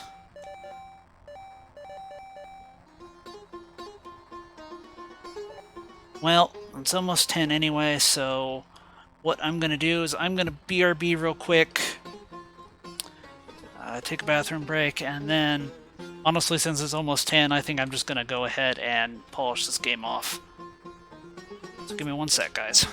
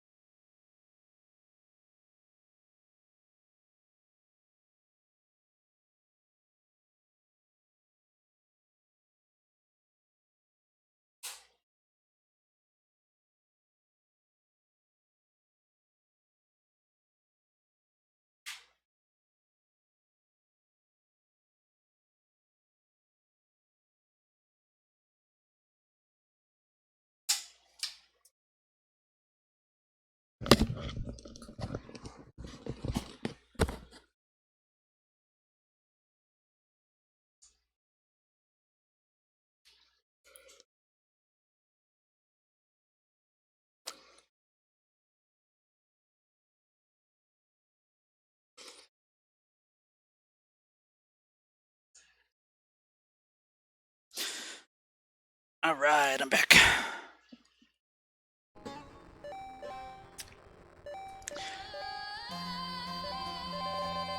Okay, finish the game. Let's do that.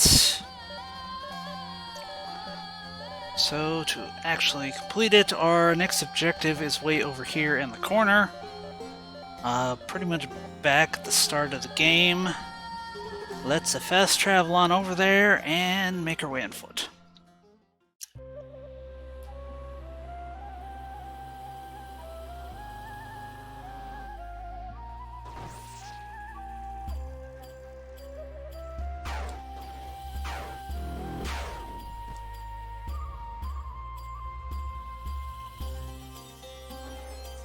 Alright, so a reminder for anyone just hopping in, or anyone who's forgotten what the heck was happening while I was hunting for stuff.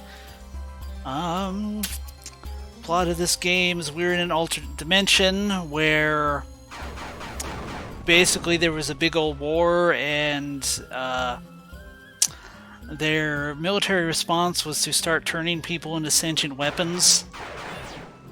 Most of the abilities we have are basically weapon people that we've picked up. Every so often they'll talk to us, though there hasn't really been any reason for that recently, just because that only happens in story stuff. But yeah, that war is over. All of the sentient weapons were basically supposed to destroy themselves afterwards. A bunch of them didn't want to do that, so they were left behind.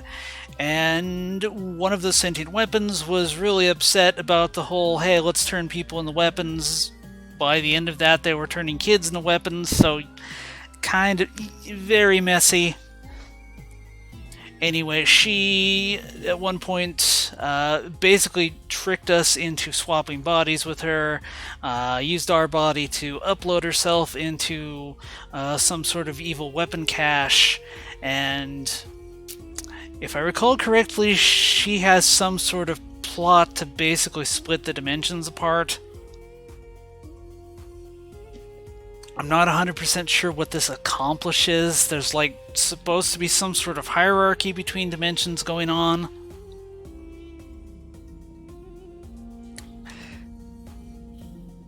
Yeah, unfortunately this is one of those games that has a very convoluted plot, and 90% of it is recapped via notes. And honestly, I don't know if I've grasped all of it, because I don't know if I found all the dang notes.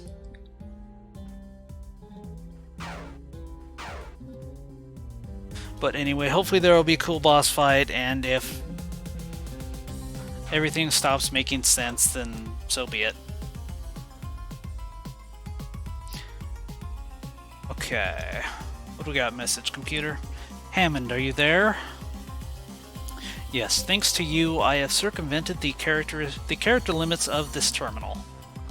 Something's come up.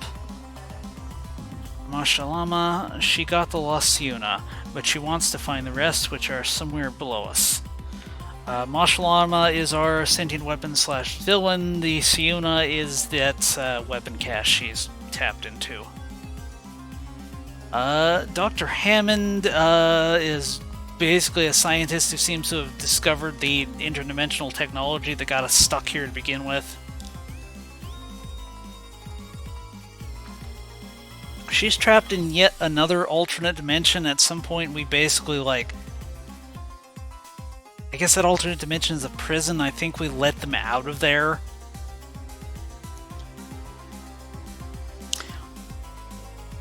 I don't know. We did some stuff that enabled us to advance the plot. From what I know of them, they're very dangerous. At least the locals thought so.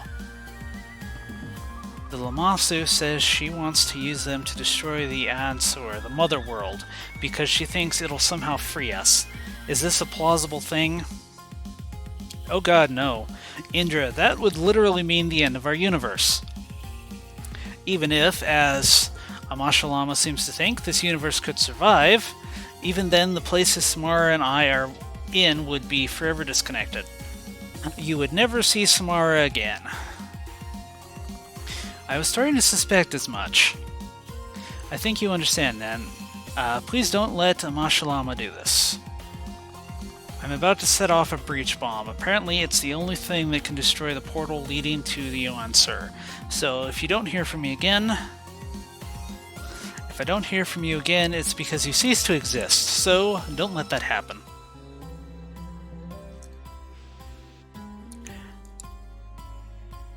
Okay, well, you heard her. The fate of the multiverse is apparently at stake.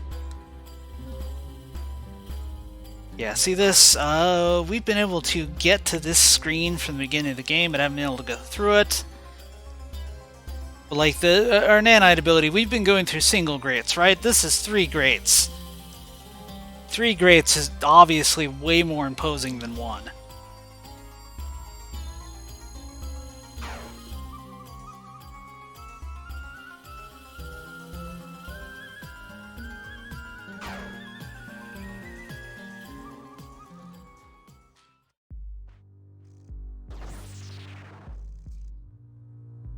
Indra, an upstream portal lies ahead. It leads to Aeon Sewer. I had the Siuna cache placed there to keep it secure, but this has since become exactly the place Mashalama needs to do the most damage. And we are so afraid computers are going to be smarter than us. You should be able to hack the bomb with your nanites. Set a timer for 1 minute, that should be enough to get clear. After that, I will seal the doors. And then nobody can ever get to this cache again, right?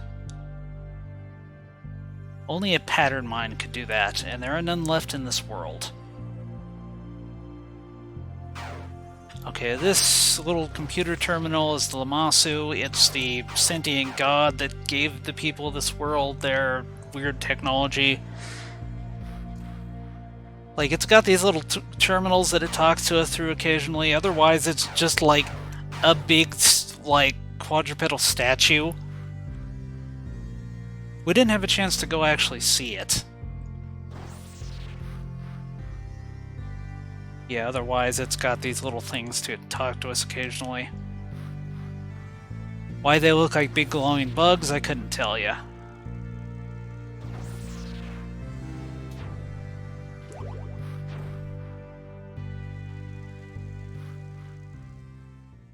Alright, here we are. Let's hopefully save the multiverse. Okay, we got a big old bomb thing. We got... looks like a save point, but doesn't do anything. We got buttons. Yeah, joystick's being weird.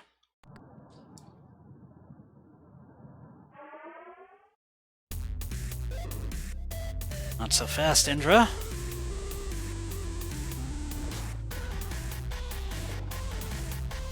Yeah, here's the sentient weapon thing Mashalama hijacked. Isn't it nice? It was good of the Lamasu to make, like, their secret super weapons just frickin' eldritch. We wouldn't want you destroying the portal, now would we? Mashalama. This portal leads to Aeon Sewer, the mother world. Once I've obtained the remaining Siuna, we will destroy it. And in the process, destroy this world too. A matter of semantics, it will return to its original form. It will become part of the pure realm of ideas once again. Those living in the current world will no longer exist to experience the destruction of it. Yeah, that's a bunch of nonsense I'm not about to let happen.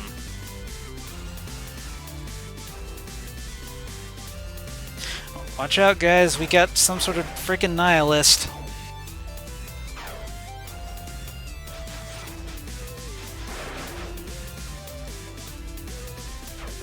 Alright, so anyway, CEO versus weird flying octopus thing. Let's go.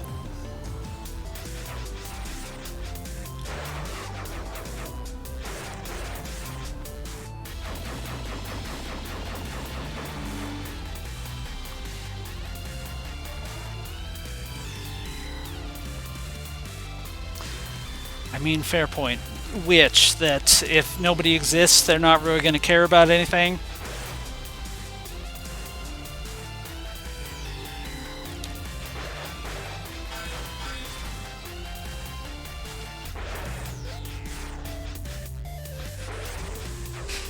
Well, yeah, but I don't know about you, but for the most part, I like caring about things.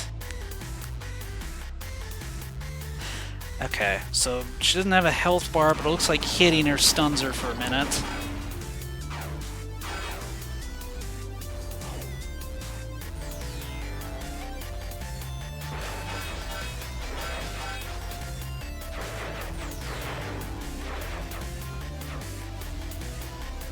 That's not what I wanted to do.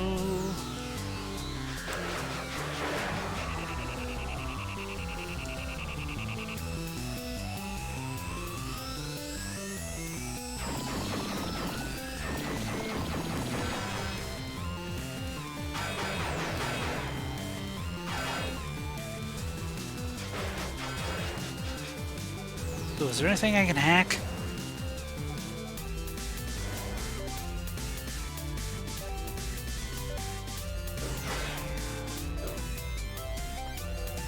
Okay, I allegedly can hack the switches.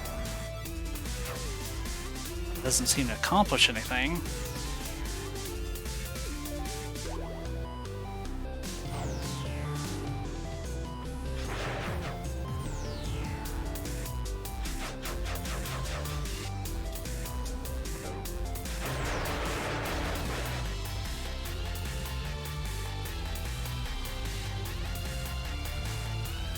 Ugh, too slow. Alright. Come on. Get over here so I can stun you.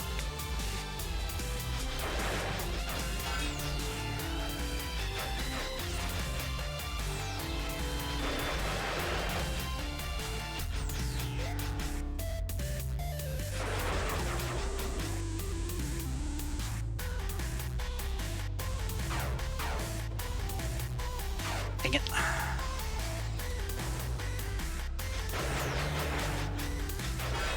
Okay, well I figured out what we need to do, I just gotta execute.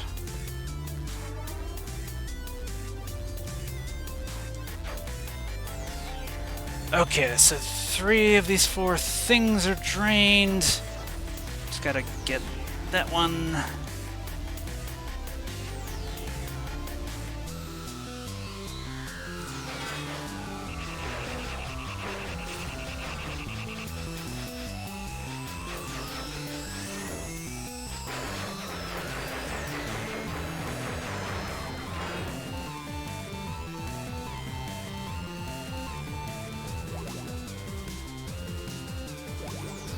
Yeah, gonna run out of health at this rate.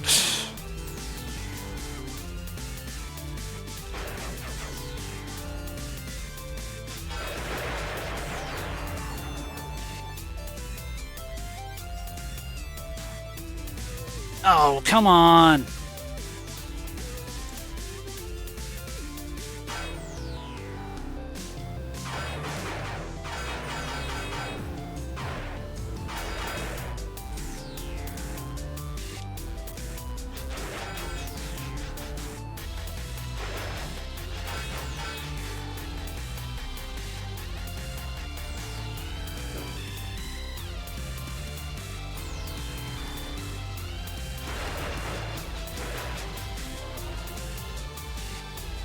Caring about things is a lot of work.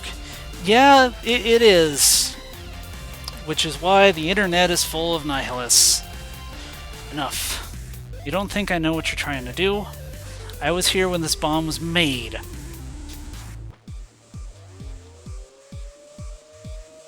Oh hey, it's our body, which is somehow still independently alive, even though I'm pretty sure it stopped breathing. Whatevs, let's do this. Gasp, you, how? Choke? And get the hell out of here. I'll keep her busy. Well, so much for getting our body back. What do we gotta do? Hack this? Yes. There we go.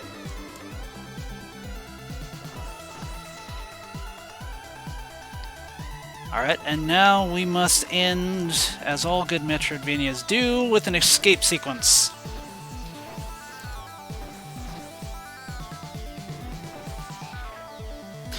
I mean, who wants a body when you can be a flying tech meatball? Yeah, that's true. Like, the flying tech meatball is so much more useful. Which is both silly, but kind of also makes sense, because, like, this is a freaking alternate universe where humans don't exist. Like, it makes sense that being in a different form is more useful because the place is just freaking inhospitable to humans. True to what the Lamasu said, the breach bomb completely obliterated the portal to Yan Sewer.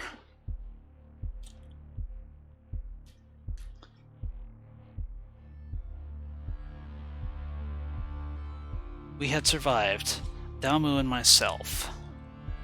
Or at least some version of myself.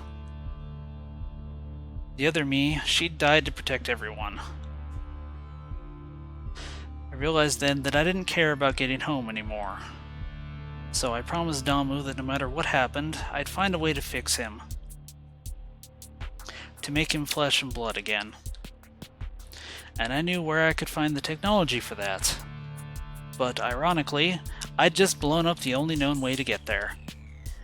So I was going to need help.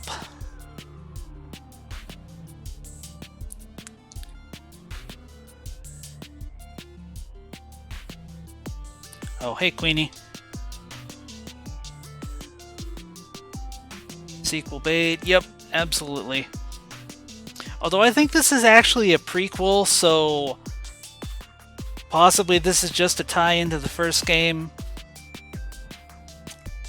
Unfortunately, since I have played that one like 5 years ago, I'm a bit hazy on it, so... Anyway, and so you've come to me hoping I can help you reach this Aeon Sewer. By your own admission, that was Amashalama's goal. Are you sure that you are completely free of her influence? Of course, that was where they stored their most advanced tech. I think you too would find it lucrative. But in order to get there, we will need a pattern mind. I'm not 100% certain what a pattern mind is. It throws this term out there every so often, but doesn't explain it.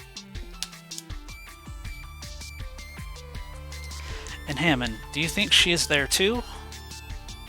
I don't pretend to have any idea where Hammond is. I tried contacting her using the Ansibles, but they're all dead now. But I feel like she and Samara are still around somewhere. Very well, I look forward to working with you, Indra. I don't think I can really call myself Indra anymore. I think at some point they made a reference to a pattern mind being some kind of special user. Yeah, that sounds about right. I couldn't tell you what abilities a pattern mind is supposed to have. The real Indra died saving us. I am something else.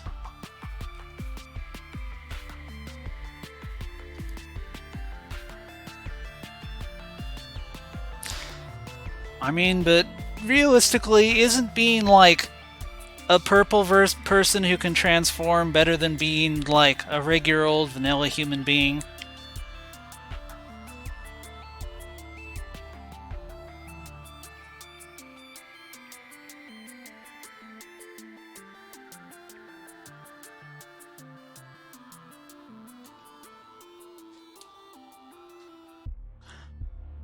Alright, let's let the credits do their thing, see how we did, and then I can pop over to the first game real quick until we are at a time.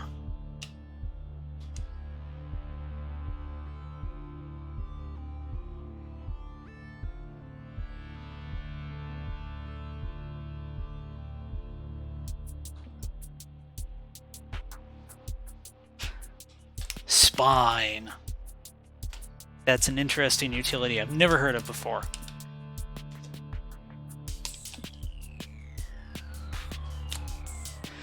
Yeah, the first game I saw more of a blur of color and sound than a coherent plot.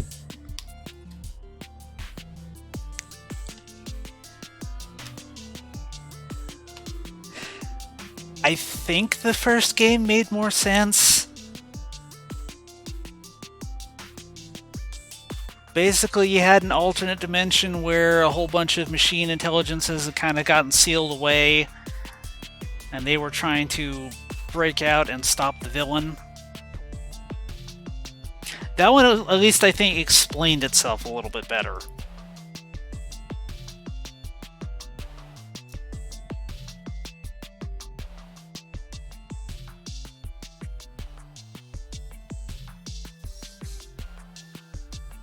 And it had talking giant wall faces, yeah. It had several of them, whereas this one only has one talking giant wall face and then a giant bug thing that in the first game probably would have talked to us, but in this one doesn't really apparently feel like it.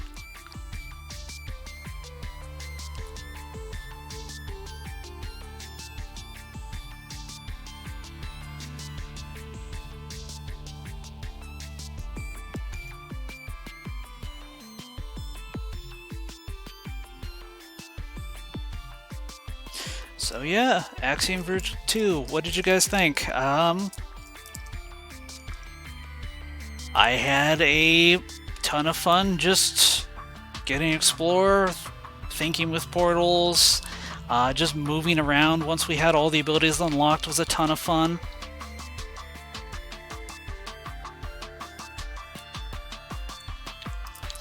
Sadly, I did a whole bunch of the exploration before I started streaming, so there was lots of little puzzles that I would have shown you guys, but unfortunately I'd done them already like a fool. Oh, is that supposed to be the new body? Yeah, I assume so. Supposedly that body is some sort of reference to the first game that I'm just not remembering.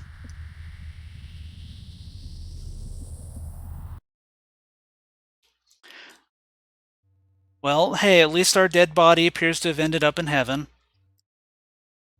Total time 13 hours, items 94%, map 99%, death count 17.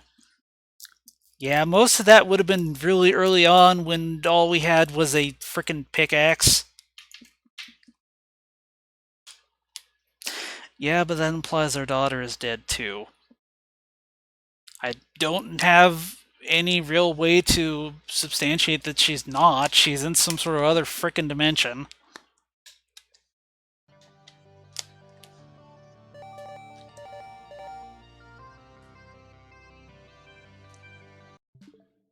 Alright, I'm gonna BRB for 1 minute. I gotta switch setups.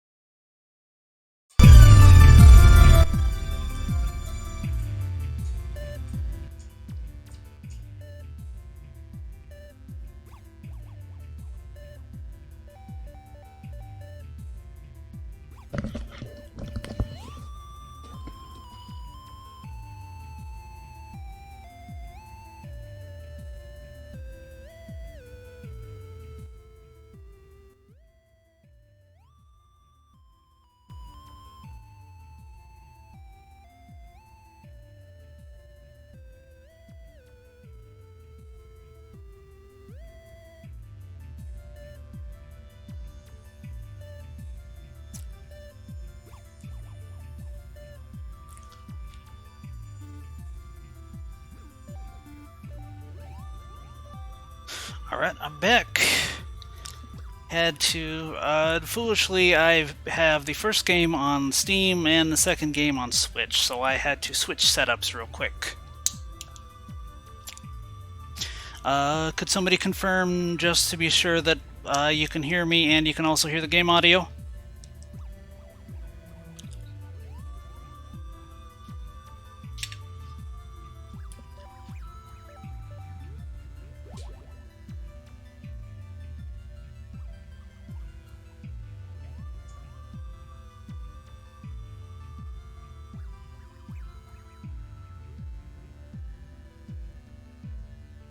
Extremely blurred out. Avatar is video is bleh. Avatar is blurred, or game is blurred, or both.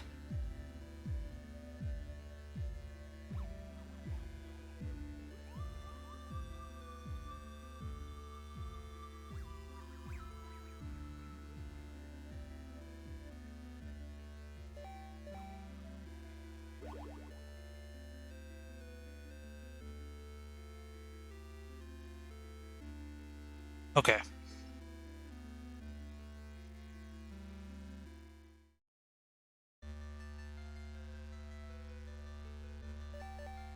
Okay, well, holler at me if the video does crap out for anybody else.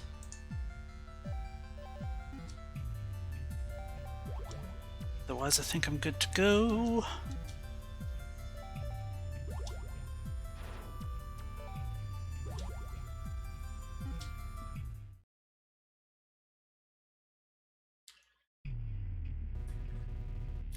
New Mexico, 2005.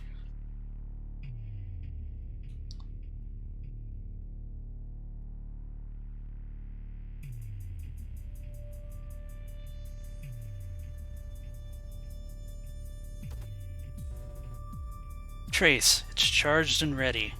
Thanks, Hammond. Starting the pulse now. If only it would work this time.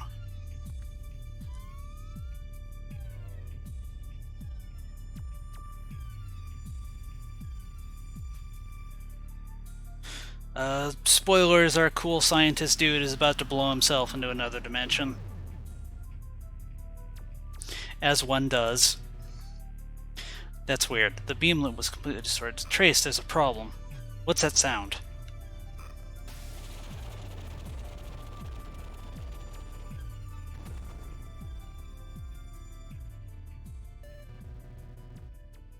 As the building collapsed on top of me, I knew it was all over. My life, my goals, all fruitless. But if this were truly the end, if I'd simply... yeah. Well, let's say everything would have been a lot different. Text is trying to defeat me. It Half-Life. Yep. We done triggered the... what is it? The resonance cascade? Trace. Wake up, Trace. Ugh, what happened? Trace, there is gun in next room. You must get it. Wait, what's going on? Where are you? Hello? Where am I?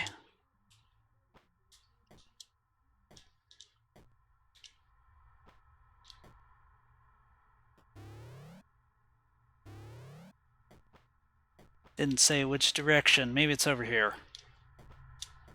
Ah, cool. Axiom Disruptor, a high-tech biomechanoid weapon. Is this the gun that lady mentioned, or did I just imagine her? Sorry, I am very weak. You must go now, before he finds you. Before who finds me? What's going on? I guess she's gone again.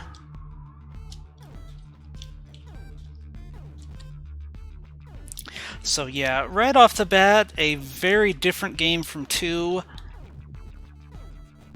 At this point, we were still wandering around a seemingly normal Antarctic base.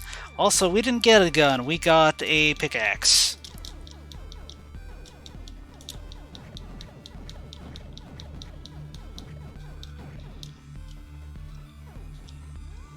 But yeah, rather than Half-Life, a better comparison would probably be Out of This World. Pretty influential platformer from the early 90s. Something I will definitely play at some point. True adventurers only need a pickaxe, that's true.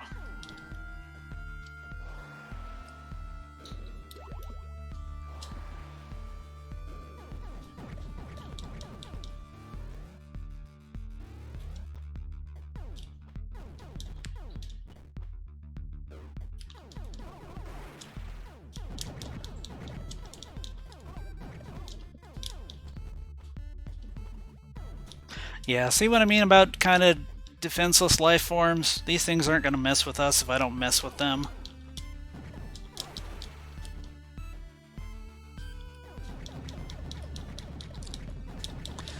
Am I going to mess with them? Yes, because what fun are video games if you're not going to be a murder hobo?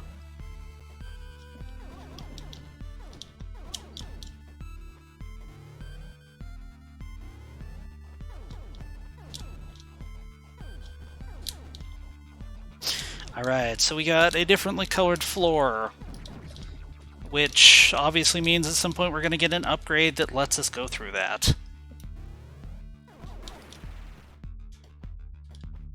Now, I have played this before, but it was several years ago, so I only sort of remember it, so there's going to be a lot of me just wandering around looking for stuff.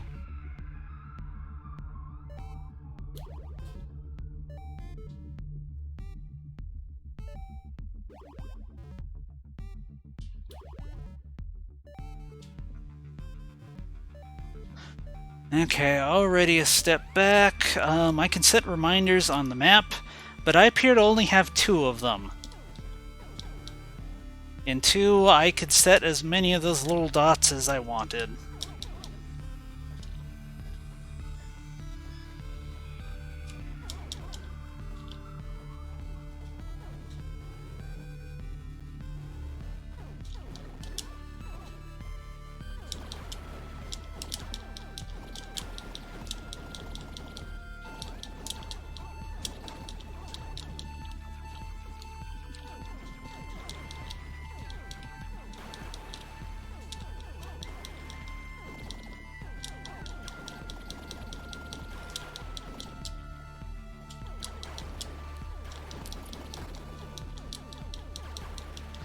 And I need to take the fauna a little bit more seriously because I'm already almost about to die.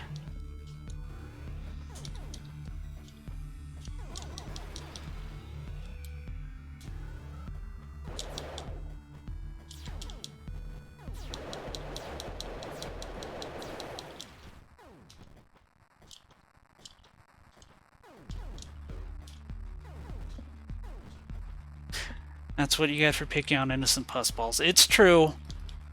Murder hoboing has consequences. Alright, so up here we have a glitch section that we can't get through.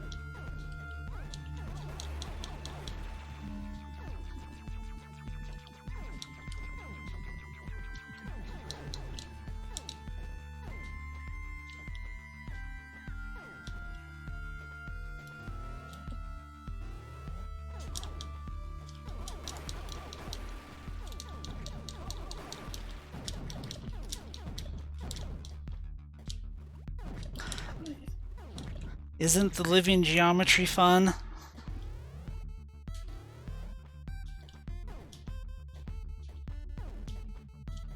Ooh, power up.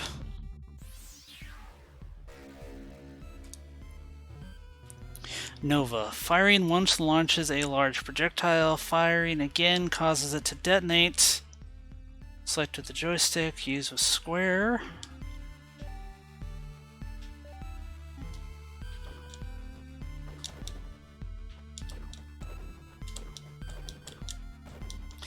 Okay, so I've got a new weapon that I can make blow up on command.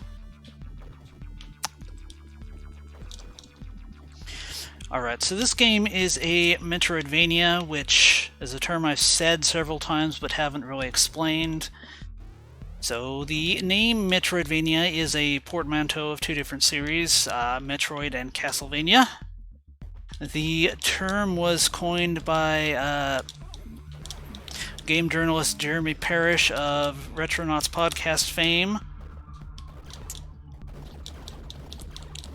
Basically, a Metroidvania is any game that's attempting to copy those two series. Specifically, it's trying to be either Super Metroid or Symphony of the Night.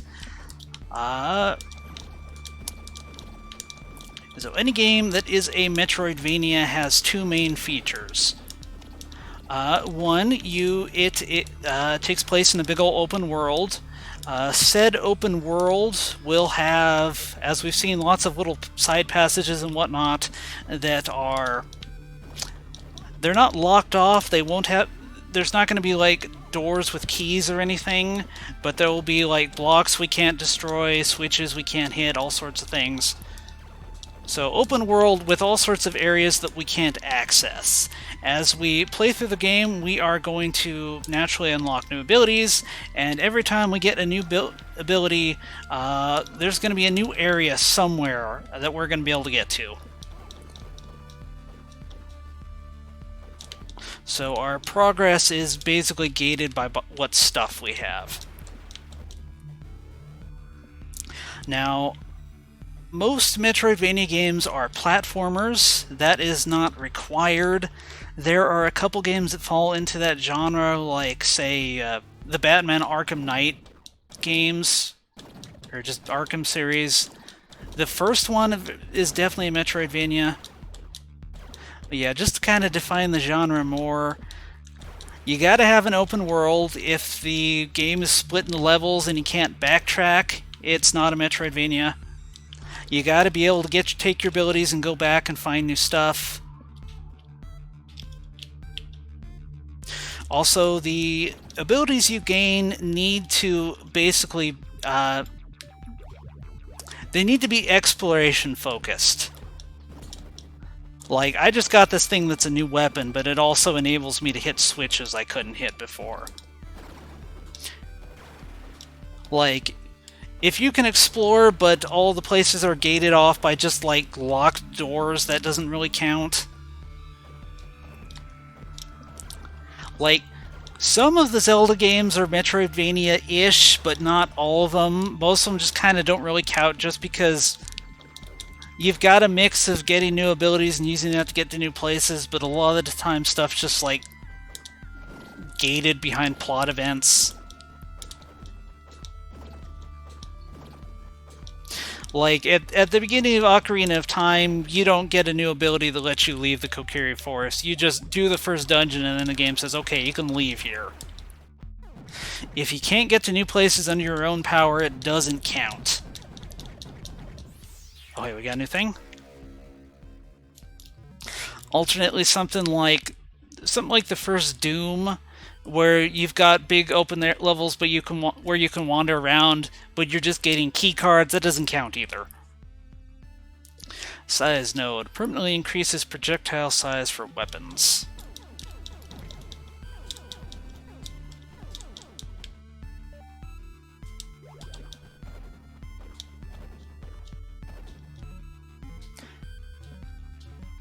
Okay, we got a power up, but I'm not 100% sure what it does.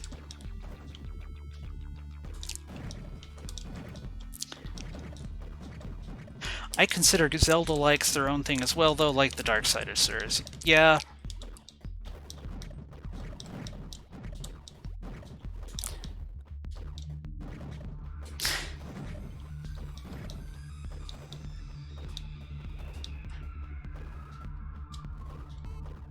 And yeah, there's lots of games that are specifically aping Zelda with its kind of focus on dungeons and not Metroid or anything similar.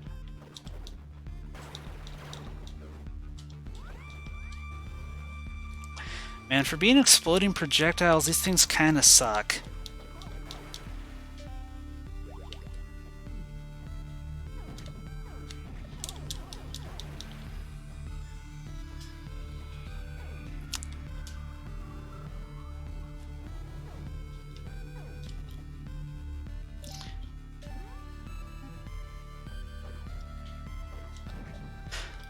So yeah, we got a new thing. We came in this room before couldn't do anything.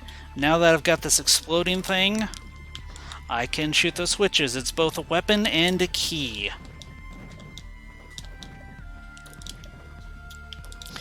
Yeah, the Metroidvania genre is weird because it's one of the few where, like, no one's thought of a better name for it.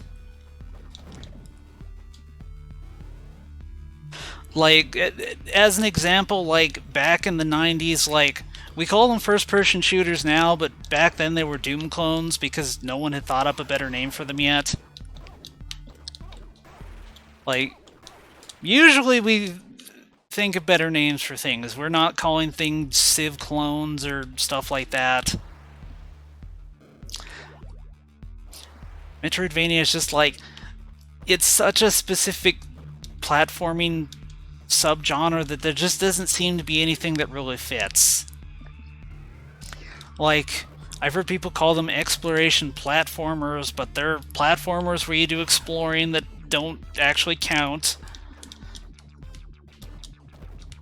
Because you don't have that specific power-ups that you use to progress thing. Another suggestion I've heard bandied around is Pathfinders, which that's kind of taken. So yeah, so far we're kind of stuck with the term Metroidvania until someone comes up with something better. Crap, I'm trapped. Demon! Hello, Demon.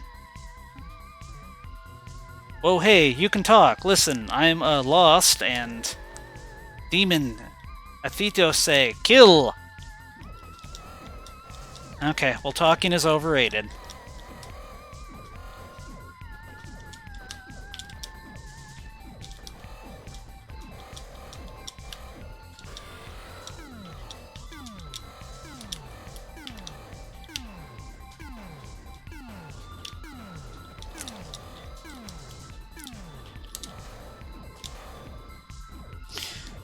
Yeah, something about 2 I didn't get a chance to really complain about is there was very few bosses.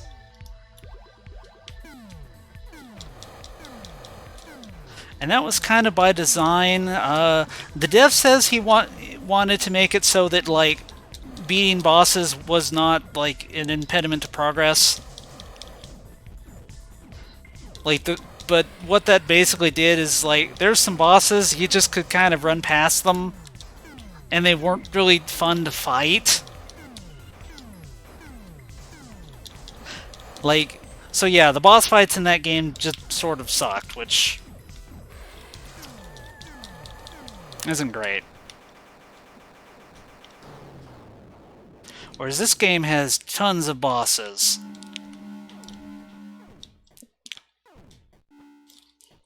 I propose we go back in time and widely publicize my term candy-like instead of incremental game as a genre name. I mean, honestly, that's what I call them, or, like, just, they're all cookie clickers.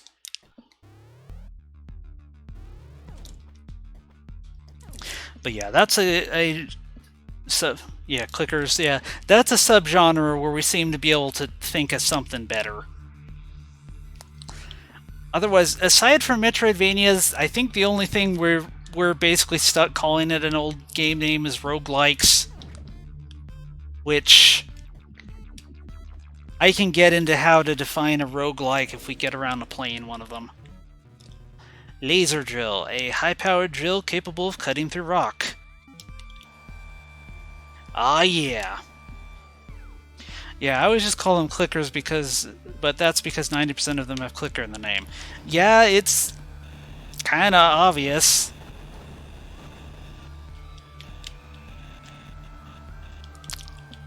Alright, so we've now got a drill that lets us go through rocks.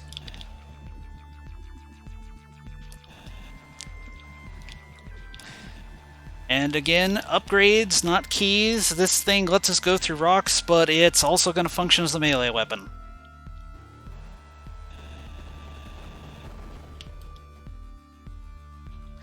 Okay. Okay, good, I was able to shoot that. I thought I was going to have to switch weapons.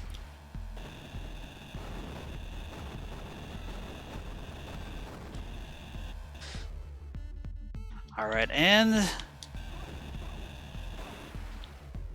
the game has cleverly demonstrated for us that there are going to be rocks we can break through that aren't obviously such.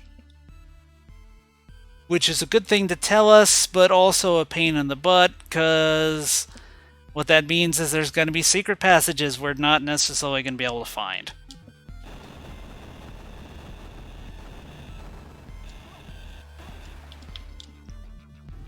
Ideally, in a game like this, anytime there's a secret thing on screen, there should be some sort of clue that it's there. I mean, really good Metroidvanias, there's going to be a clue that everything is there. Bad ones, and unfortunately the early Metroid games fall into this. There's just going to be stuff in the walls.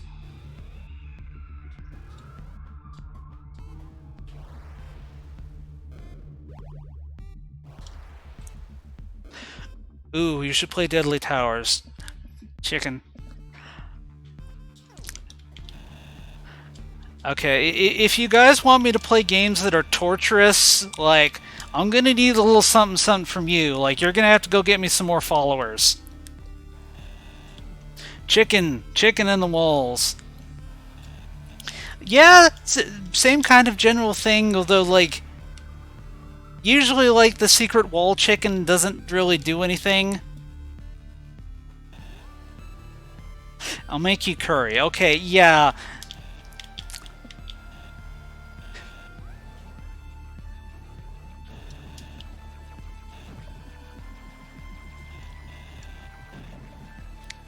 Okay, actually, screw that. You still haven't beaten the Muppet game. Okay.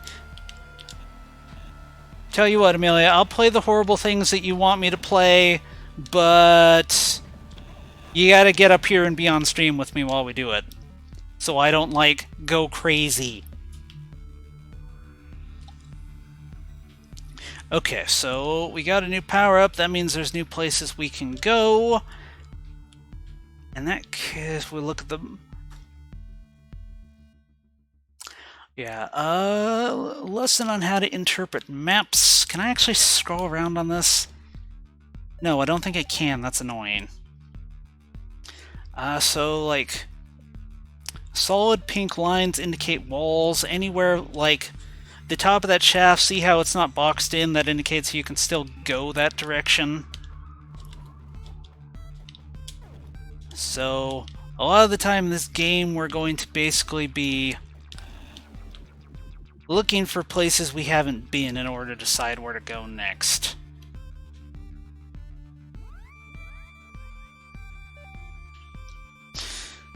Do I get a person thing? Yeah, we can make you one. That seems fair. Anybody who hangs out with me on stream gets their own VTuber.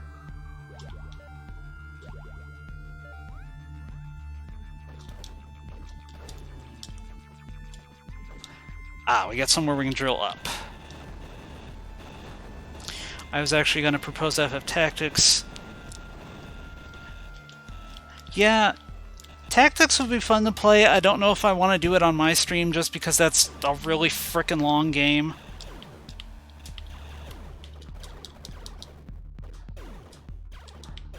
And let's shoot these things instead of using our drill.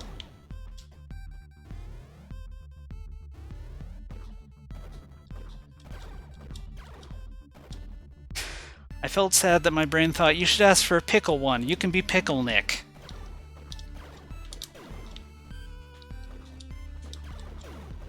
There's this one platform called, like, Animaze, I think, that has, like, pre-built animal avatars. For all I know, that has an anthropomorphic pickle.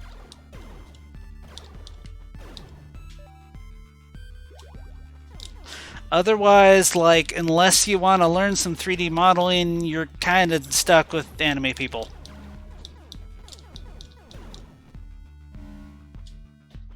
I know, Pickle Rick, but what fun would I be if I didn't take random asides seriously?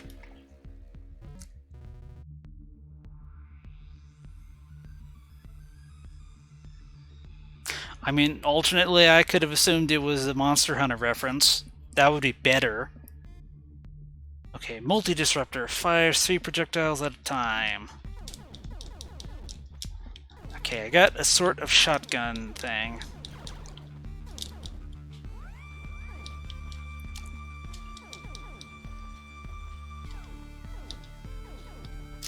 I will admit this game sort of cheats in which there's like lots of little gun upgrades and stuff you can get that don't strictly let you navigate.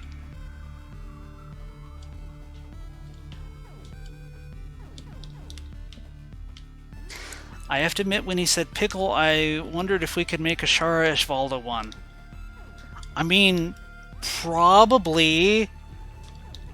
Like, I don't think there's anything stopping people from taking models and rigging them up. The main thing stopping me from doing that is, like, if I eventually somehow get an actual audience and am able to make money from this, it would be a good thing if we're not borrowing licensed content for puppets. Just saying.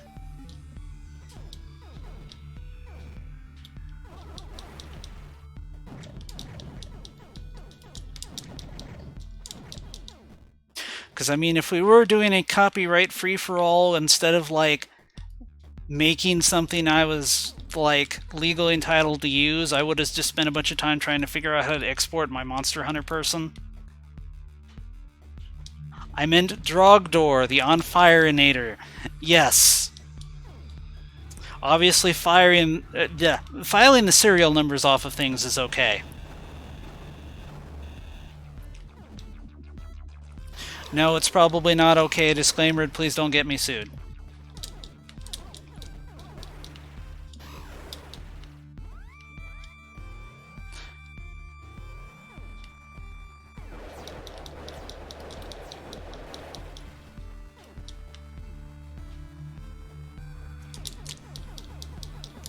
I mean, the dang music industry has nothing better to do than sue streamers. I'm sure the Homestar Runner guys probably don't either.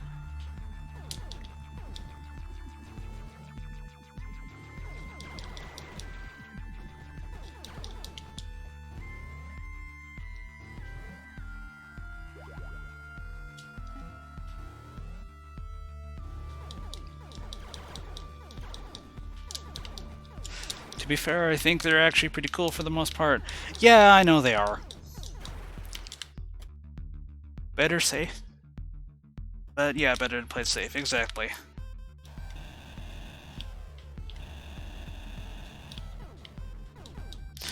Alright, we got a wall that's glitched and we can't drill through it.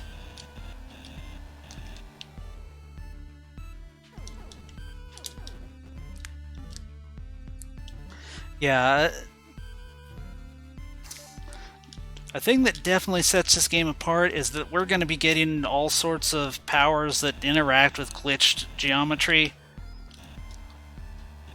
There's actually a glitched gun that basically kind of predates the hacking ability from 2 and will put enemies in kind of an alternate state.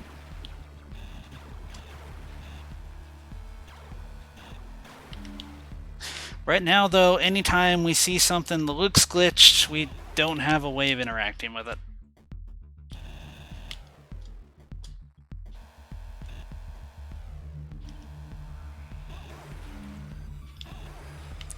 I should play this. I think I got it for free on Epic Game Store 1 month.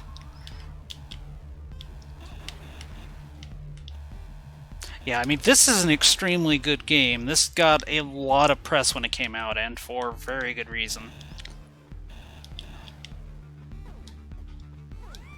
Alright, we got a ledge that we can't jump over. Someday we will get something that'll let us get over this. Metroidvania logic at work.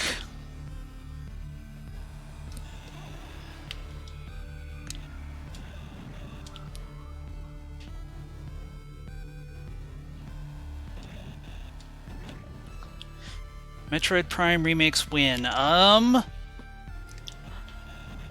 Well, the first problem with that is that they gotta get 4 out, and who knows when that's going to happen. I imagine we're not going to hear anything until 2022 since they had to restart. There's been... Nobody gets it when I say Haldo. No, I don't. Would you like to explain the reference? Health node, permanent increases health, nice. According to at least one leak, like, supposedly the Prime Trilogy is ready to be released on Switch, but they want to wait until either after Dread comes out or until closer to Prime 4 so that they're not cannibalizing sales and it doesn't get lost and blah blah blah blah blah.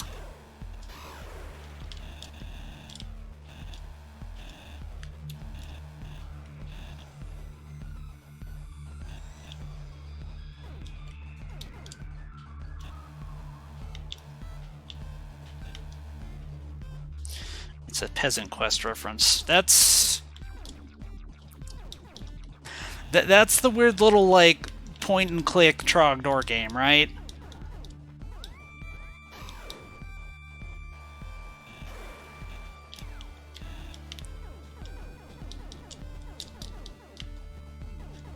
Alright, so I got this room. I can't get up.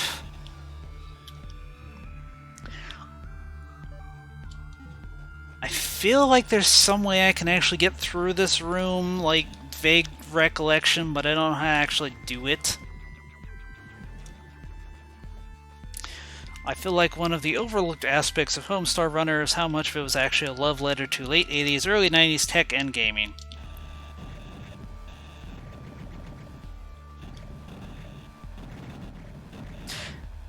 Yeah, which Strong Bad email is the one where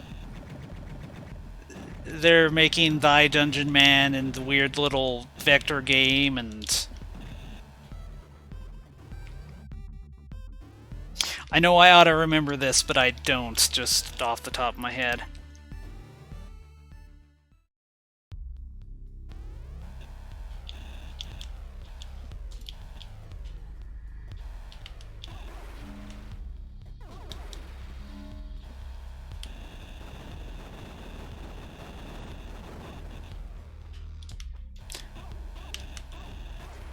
Yeah, I know Peasant Quest existed as a standalone. I've played it, I just don't really remember any of it.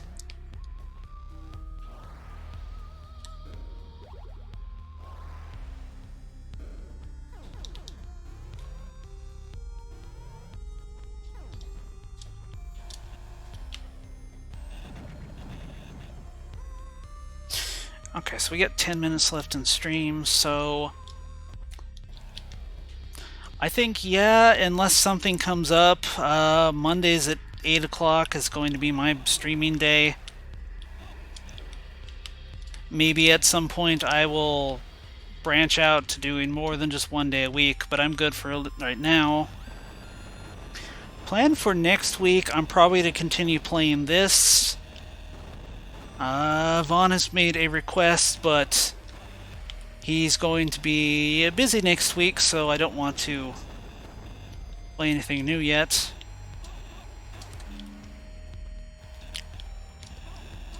But anyway, next week we'll play some more Axiom Verge. The week after that I will start on my big project, which is that I'm going to attempt to play through every single Metroid game before Metroid Dread gets here, which is in early October.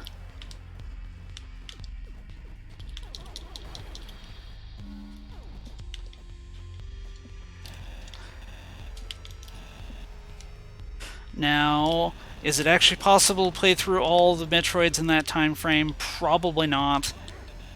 I'm pretty sure I can get through all of the 2D games. I really doubt I can get through the Prime Series 2 in that time frame, just because those are, like, all 20 hours long.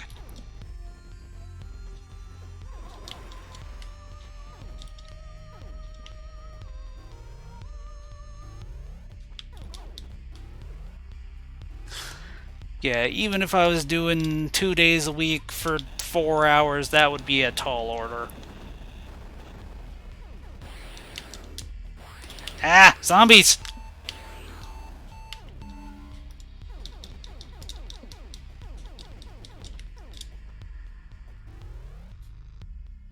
Freaking zombies. You're right, this is Half-Life.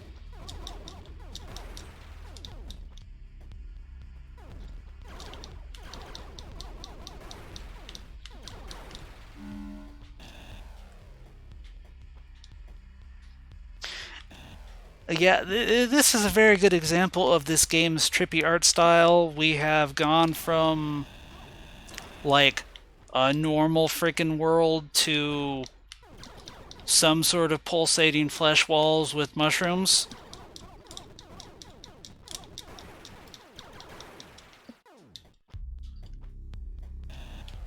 Got a glitch.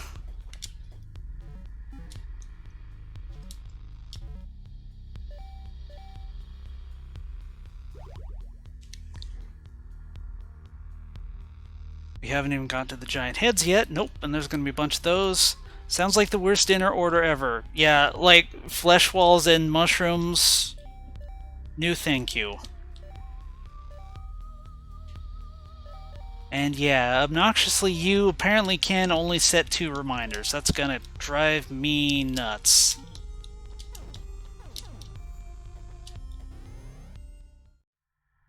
I will... After this I can go check. There might be a mod.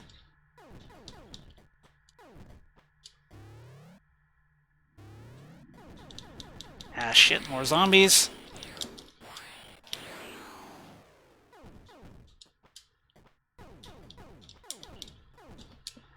We got a zombie in some sort of cafeteria with dead people slumped around. Yeah, some shit definitely happened in this here parallel universe before we got here. Did we accidentally cause it when we popped through? Maybe, I don't know.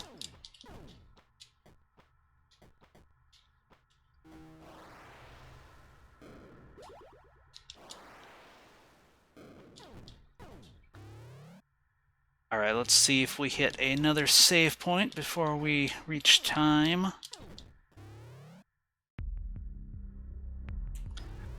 Oh good, we got a giant head. Trace. My name is Elsinova. Are you the voice I've been hearing? Yes, we are connected through Mind Machine. I need you to fix Power Filter. I am dying. Power Filter? I guess I can try. Where is it? Not near. I am sorry. I need rest now. Bye. Hey, wait, where are we? This is definitely not good.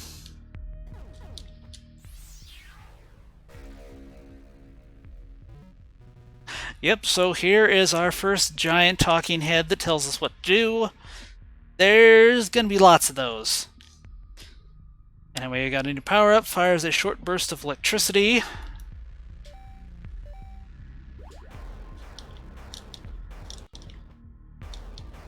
This one is even shotgunnier than our shotgun.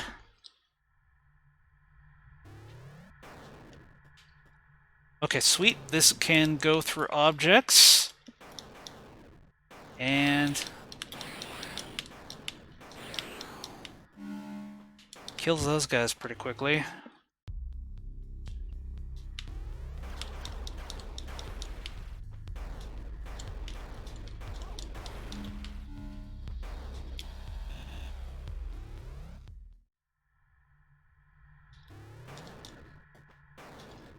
Okay.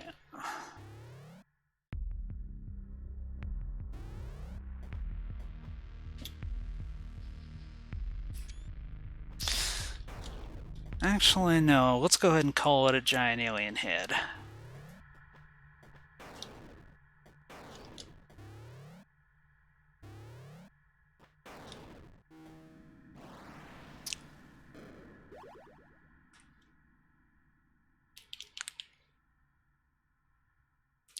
Alright, I don't know if you guys noticed, but I switched to my other motion capture program.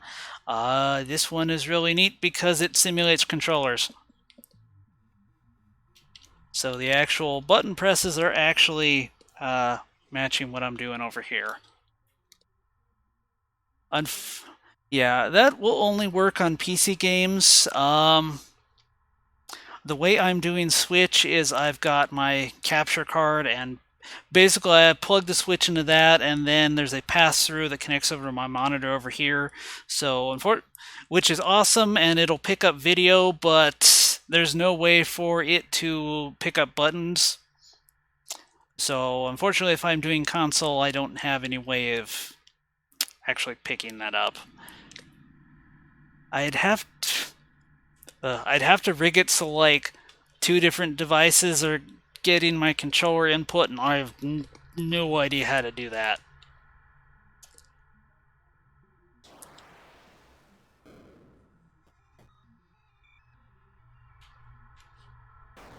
Well, it's a neat thing I can do some of the time.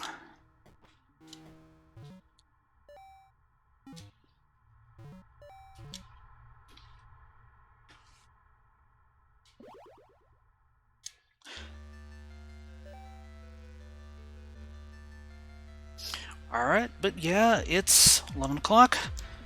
Just gonna call it a night. At this point, I will see... Yeah, I think all of you guys tomorrow for some Dungeons & Dragons. Otherwise, I will see you guys next week for some more Axiom Verge. Alright. Good night, everyone.